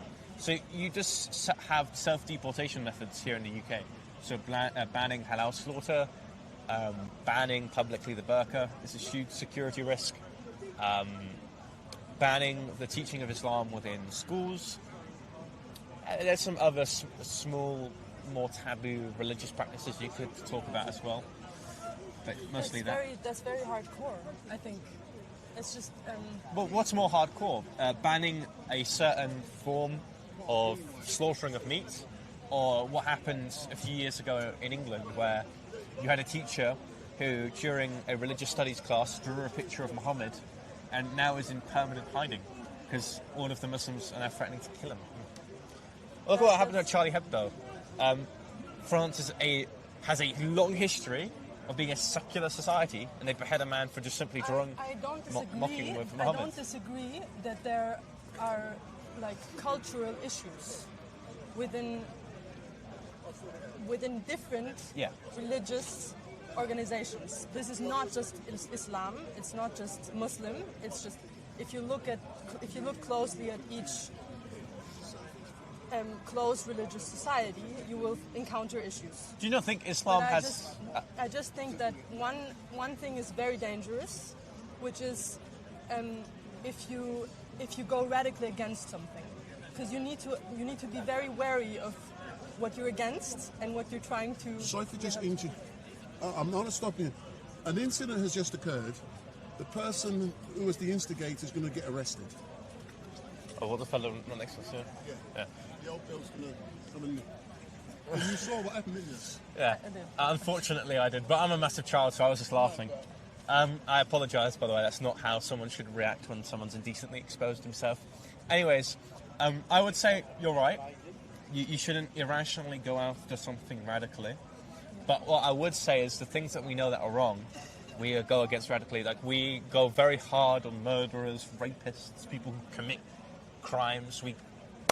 But it's, if you mentioned Sikh, for example, I have nothing against any religion, just to be clear, but there are a lot of people who are from that religion or from that culture that also commit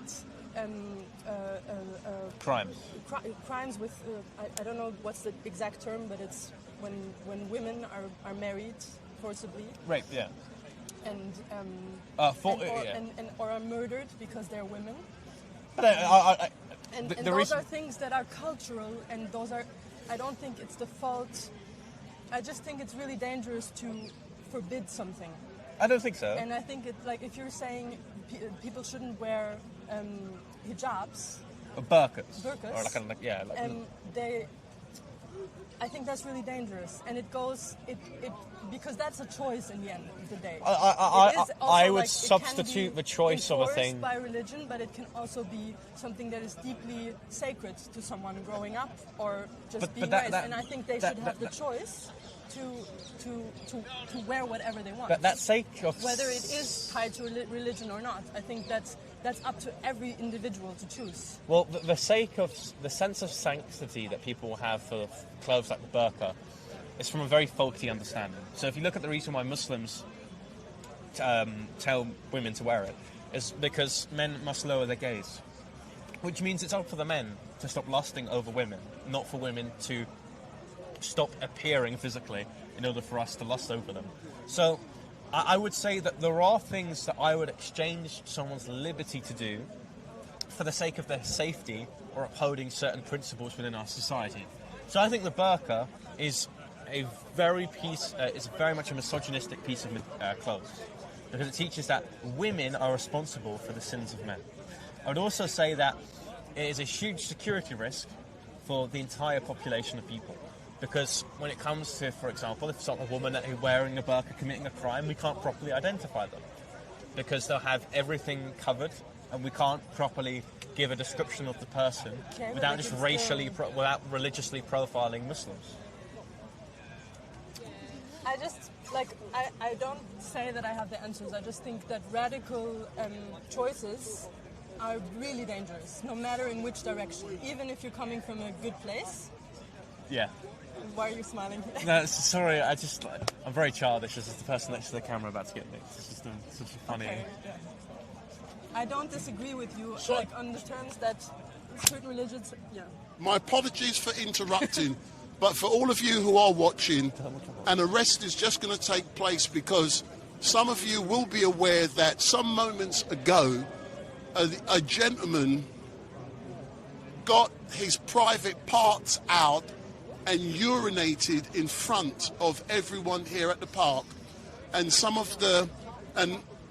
he even did it in front of ladies.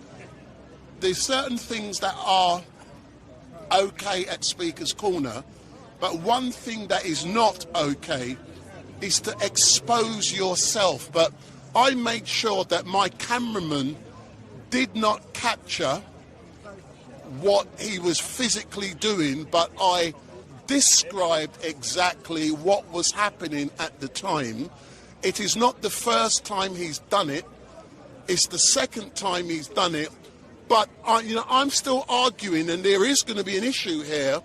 If someone is visually impaired, does that mean they're justified in getting their private parts out to urinate on the floor in front of people? That is not a justification for urinating in front of people, and that is what's currently taking place. It isn't the first time it's happened. It's the second time today, but we on Urban Scoop have ensured that we have been, what's the right word? Well, it's about decency. We've got doing everything in your best ability in order to ensure. We've got ladies here. This young lady here, she said it's the first time she has been at Speaker's Corner, and the man just got his thing out and done it on the floor. That is not... Listen, man, I am angry. If you go back to when it was happening, But he's obviously provoking something. Say that again? No, sir, I know. Sorry, I'm a very immature child. Come, like, sir. If I see this sort of thing happening, and I'm very normal. Sir, I'm happy. Oh, by the way, Wendell did actually, contrary to public belief, Wendell did say your actually thing. go up to the police. I said, you whilst weren't Derek next to the was van filming. when I went up there to make a complaint about it. I watched everyone, and I walked up there alone. Nice so to meet you everyone too. can Sorry. stand This on their usually position happens right with me. now and say, oh, look what a bad thing it was. But it's funny that when bad things happen, there are other people, there's not a crowd of people that flock to do the right thing. It takes one person, so stand on your laurels now, Sir, if he's done it before, then you should have made currently have a accusation doctor before. and engineer, You should have pressed that an point interesting before. gentleman, Sir, being and I'm being potentially honest. arrested for indecently And I've exposing got himself no... to several Just people, get everybody including come myself, being I've got underage, and other women in the audience. qualms. We're just doing our change our standing in mind front. stand. No, Bob, because people can hear you. Oh, yeah. Hold on. Sorry about this. I'm making sure I get good sound. Gotcha. No. I'm just... No, not I noticed. No. Right. Then let me start again, yeah? We are live and direct now, sorry. We start... No. Hold on. I still got this one here, Bob. Oh, come on, man. No. I'm sorry. Sorry, it's about sound. So let's start again, yeah? When we arrived here, we started live streaming roughly... What time is it? 1 o'clock. About 1:30, I assumed. This same man who's sitting there, he got his thing out, yeah? And so did you get on the phone then? No, hold on, I didn't. I'll explain why. Yeah, and I've got no problem in doing so. When he did what he did, yeah, I felt it was wrong. But the reason I felt it was wrong, and I said it online, and people, you can go back and listen to it. The man is visually impaired. That is not a justification, but because... Is he also deaf? No, he's not. No. So he can hear he's in a public park then? But let me finish. Yeah, I might be wrong, but I'm giving you, and I hope you give me a chance. Because I saw he was visually impaired, I said that isn't a justification, but it's wrong. Did I go and report it to the old bill? No, I didn't. Yeah. When he did it for the second occasion, about 15-20 minutes ago, you'd have heard, because I'm live on air and I'm telling people what's going on, and I cuss his ass, and my cameraman went to move the camera to show just his upper part, but I said, and I screamed at him, don't do it for these reasons, because. Should I have gone to the police? Yes. But I didn't. An error was made. but I highlighted to people what was going on and what was wrong. It's funny, in today's society, morals, everyone looks around them to check everybody else to see if something is moral. But that's not where morality comes from. Morality comes from the heart. And a man knows what is wrong and what is right and doesn't need outside justification to assert his moral code upon the world around him. It didn't take me 10 seconds to look at that incident and realise that man was breaching the moral code of all of us around. And I'm surprised in this day and age how sheepish people are that will just stand there and put up with these little things. And it's interesting, you said something yourself there, which was earlier on, he did it the first time, but you gave the man grace for some reason because, you were wondering whether or not him being partially sighted was a justification for his behaviour. But isn't that interesting how much wrong in today's society is left to go right under everybody's noses under that same guise of justification based on, I haven't checked my internal moral structure to make some outside judgment. I mean, I can smell the urine on the floor right now. So, I'm not, but all I can say, sir, you made the right call, I made the wrong call. Because, and I'm not giving excuses, I should have done a bit more. Well done for examining No. well done for examining But what is... give you credit there. What is important, I'm prepared, live on air, to let people decide what was right, what was wrong. If I've done wrong, I hold my hand up. They can judge me the same way. Listen, bro. They can judge me the same way. People feel that I have done something incorrect in that instance. But one Allow thing... them to cast their judgment on me. Okay. But one thing I did say to the people, I said, it's a black man, and I said to him, you've brought shame because he's a Rasta. His colour doesn't have nothing to do with it. No, it doesn't, but I'm saying, these things I look at, his hairstyle, because he's the same as me, that makes no difference, but I thought, and I cuss him, and because it looks bad, but it's agreed, we should it's all correct. examine ourselves blindly, internally. Forget our own skin colour, forget our own creed, forget the objective morals that have been put upon us by a society, and examine in your heart whether or not you know it's the truth. It's a funny thing. A small child, I knew right from wrong when I was a child, and it's the same right and it's the same wrong today. And all the other tautologies that humans will put out there are just colours to try and shade your vision from what is true and what is not true. Before we close, because I will be closing in a few moments, can we have your name? You don't have to. I've got no problem. My name's Michael O'Neill. And I don't recall seeing you at Speakers. Maybe you have. Is it your first time? It's the first time you guys will have seen me at Speakers Corner. Yeah, but I'm here with a friend. But now you've come here, and in a moment I'm going to engage with this gentleman here. But now you have been here. Forget him. Yeah, the police will deal with him.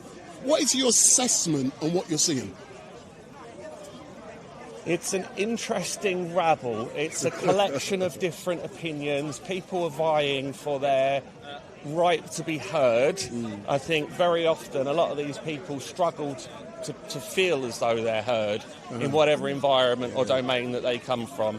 So this is an interesting situation. I'm amazed it remains as calm as it does, and I think that it's an institution. It's not always. Well, no, not always, but I think it's an institution that is really important. It's an outlet, effectively, for the pressure cooker, effectively, for people to come and have their views and air their opinions in this scenario. I think that, unfortunately, people can't do that these days very well at the ballot box. People can't do that at their local council chambers. People generally are fairly well shut up or hushed up by the society around them. So, I understand that people here want to come and have their say. Excellent. So all I can say, you sir, thank you very much. What's your name? My name is Wendell Daniel. My apologies. My name's Wendell.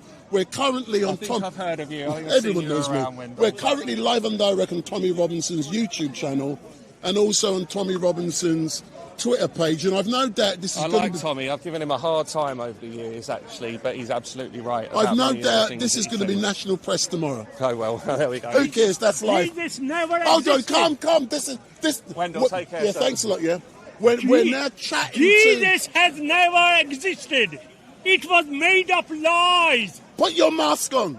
Oh! Put your mask on. I will put it off away. No, put it on now, man. Jesus never existed. And Did Allah nobody knows exist? about Jesus. Did Allah exist? Yeah, Allah talked to me. Allah talked? How did he talk? Did Allah send you another email like God did? And me and Allah traveled 300 meters in 1 second outside Broadfield Mosque in Crawley, Sussex. I understand he may have some social issues, but there needs to be a place You still and a got the mic time. on, sorry, we're picking you up. Sorry. Say that again. I am the Messiah. God had revealed to me. We like you. You are blessed. You are promised one. Jesus was sitting outside the mosque. God told me in this year, talk to him. I talked to him, and it was Jesus. Jesus said, you are blessed. You are promised one. And Muhammad never was not revealed. He did not receive revelation from God. The Christian did not revealed revelation. And Jews, there was no Torah for 1,000 years after Moses. And God have talked to me. God said, God anointed my feet. God anointed my feet because God had chosen me to rule the world. I will look after the Jews. I will look after the Christians. I will look after the Muslims. I will look after everybody. Thank you very much, sir. So we are now, Derek, look at me. So when Derek, look at me. Absolutely crackers, look. So That Derek, was come. absolutely crackers. I don't interested in that. I'm looking here. So for all of you who are watching, my name is Wendell Daniel, and welcome to Urban Scoop, and we're coming to you live and direct, live and direct from the regular Sunday Mayhem down here at Speaker's Corner. In a few moments, we will be ending this live stream. And we're currently on Tommy Robinson's YouTube channel and Tommy Robinson's Twitter page. And this geezer here next to me is a well-known rabble-rouser. What's your name? You're a crusader. What do you want to know my name for? You was calling me a Rasta last week. You're a bomber. I didn't say Rasta. A bomber. Have manners, bro. What's a bomber? Hey, That's not a bad word. do you know, see down there are no positives in Islam. Change my mind. Can I say one thing? Bob. Here's a man to debate. I've actually... You got his number yet? Yeah. If you give it on your number. I've never been inside. This guy's been inside, so who's better? You've been inside. I know You're a transgender. Be honest. Yeah, you've not been inside, MP. Be honest, you're Christian. I've been in the you see the guy... I've never been inside. Go and debate him. Go and debate him. Inside are two different things. All I'm going to say, I've been to church, I've read the Bible, I was in Boys Brigade, but I kept Islam because that was the right way. And the Holy Quran is only one book. It's never been changed. Like the Gospels, it was given to Jesus, but you guys changed the Gospel. Why? Evidence. Why? Evidence. I love Jesus. Evidence. The man Jesus. Evidence. Not the God Jesus. We Muslims love have Jesus. evidence. It's been changed. Evidence. Why do you have 166 Bible, bro? I don't have hundreds of Bibles. You don't have one Bible? Yes, I do. There was no Bible before. I have one Bible. There was no Christianity. It was the Gospels. Huh? Gospel. There was no Christianity before. Gospel and... What did Jesus... He spoke Aramaic, yeah? And Greek and Latin. Okay. He And spoke Hebrew. Aramaic, and he always... He's bilingual. What did he say to the Creator? I worship Allah. Allah. And that's... Allah the devil. Allah. That's so he bowed down to Allah, the creator God, yeah? But you guys saying Jesus is God. How can you say that? How can baby be God? That is my worry for you, Christian. This is why I'm proud to be a Muslim, and I retain to be a Muslim, and this is why Islam is the fastest growing religion in the world. It's also in most Muslim countries the biggest apostated religion. Most countries. In Muslim predominant countries, the largest growing countries of apostasy, the largest growing religions that have apostasy is Islam. in Syria, Iran, Iraq. You know, because they're all beginning to slowly have more freedom, so they're leaving their religion. Islam gives no, they're not leaving religion.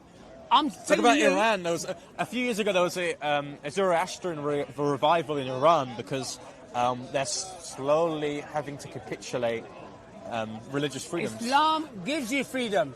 Freedom of right, freedom of movement. Not for marriages. For marriages, No, for it's not. females' rights. Of course it is. There's a hadith that I can show you Well, I'm where it talking says about- that husbands have to condemn their wives if they refuse to give them sex when they ask for it. That's not consent. That's not freedom. Freedom in the sense that, of course, you cannot force your wife. It's natural. Yeah, you can. No, you can't. Yeah, you You're can. not allowed. Yeah, you can. Maybe that's in Christian, but not In fact, I've got a video of Muhammad Hijab saying a nikah marriage is actually better because it disproves rape allegations. Because if you have engaged in a marriage within Islam, you can't be raped because there is automatic given consent for someone who is married. In Islam, so do you believe rape, right? In Islam, women has the utmost right than any other religion. No, they don't. So Prove women it. have Prove the it. freedom. Prove it. What do you mean? Prove it. Prove that claim. Well, read the Quran. I have. You haven't read it properly. Okay, so every time I say I've read something that you can't explicitly point to, But you're you just haven't going to read it properly. You haven't read it properly. How do I read it properly? Do I like a Women have prophet, the be highest illiterate? rights and the highest freedom in Islam. That's I can say that now. Is that all you have to say? Well, yeah, that's a fact. Well, I think got to read it. I think we're going to get nowhere, my friend. Right, thank But you. take I'll the be- female sunglasses away. Dressing up like a woman's a sin. Oh crap! Thank you. Wendell, I need you out.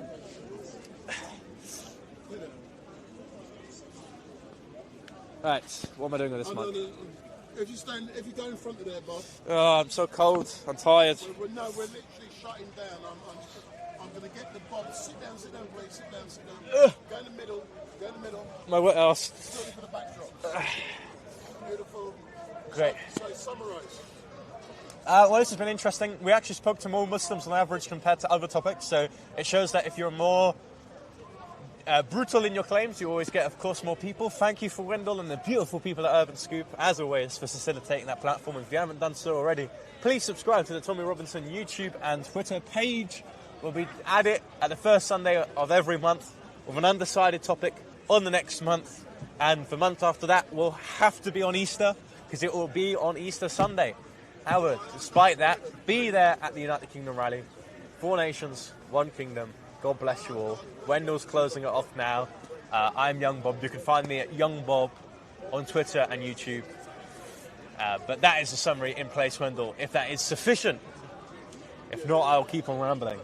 We still have the gentleman over there. The police are refusing to arrest him.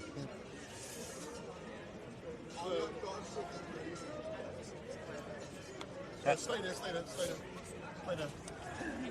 So for those of you who are watching, my name is Wendell Daniel and welcome. Welcome to Urban Scoop, and we are closing down. We will be back next Sunday 1 till 4 p.m. and all I can say is thank you very much. It has been a very interesting day. We started with Young Bob, Change My Mind, and the debating point, there are no positives in Islam, change my mind. So he's not getting nicked. What do you think about if you think of kindness, Bob? Black and white is that. There's obviously more to it than just a straightforward outrage. Staff, we close this. No, but I'll just mention it to the people online. So is he not being nicked? I can't hear that. Hold on. Let me just explain what's going on. So Bob has been engaging with various different people for Change My Mind, and earlier on we also had some American guys and girls down here en masse with another tent, and they were trying to engage. But they're still there. But as soon as the rain started, they pissed off and they've just returned, but they've missed the last 2 hours. They can take the rain. They're scared. So Bob started to engage with a young lady not long ago. And just before he started to engage with her, the young lady said this was the first time she had been to the park, and a geezer who's sitting next to us at this moment in time got his thing out, his penis out, and he started to urinate here on the floor at Speaker's Corner. And, you know, I was quite disgusted what he did, but But there is a but, yeah. There's more to it than meets the eye. I argue it isn't justified to do what he did even if you're visually impaired. It appears as if the gentleman is visually impaired, and as a direct result, there may be a defence in law for what he did. I disagree with that. At this moment in time, he hasn't been arrested, and that was what I suspect. That was the reason why I didn't say nothing initially, but it's wrong. Yeah, you do it once, you do it twice, 3, 4, 5. When does it end? But a gentleman, thankfully, he did what he felt was the proper thing to do. He's reported it to the police. The police are on site. An arrest hasn't taken place. And it's because, I haven't been told the full legal reasons, but it appears as if he may have something wrong with him. He may be he appears visually impaired, and as a direct result, he may have a defence to prevent him being arrested. It's not for me to say if it's right or wrong, but, you know, I have accurately described what has happened here. The person, we didn't show the person when he exposed himself. We have it on film what he looks like, and we know what the outcome has been, and it's down to you guys to decide if this person should have been arrested and or removed from the park. But at this moment in time, the police have taken no action, but there's a lot more to it than meets the eye, and that is life. But all I can say, thank you very much. We will be back later on this week, and I can't say when, but look out for Urban Scoop later on this week. So for those of you in the background, I'm now giving you consent to shut the live stream off. So the boss, I'm giving you permission to close the live stream off, and we're now going to end. So all I can say, thank you very much for watching. It has been an amazing day. We will be back next week. My name is Wendell Daniel from Urban Scoop, and a young gentleman in front of me, this is young Bob. Bing, big up, big up, big up. So I'm now going to stay there, don't move. The live stream is still going. Man. I'm going to ring the boss and say, close down, boss. And the boss isn't Tommy, the boss is someone else.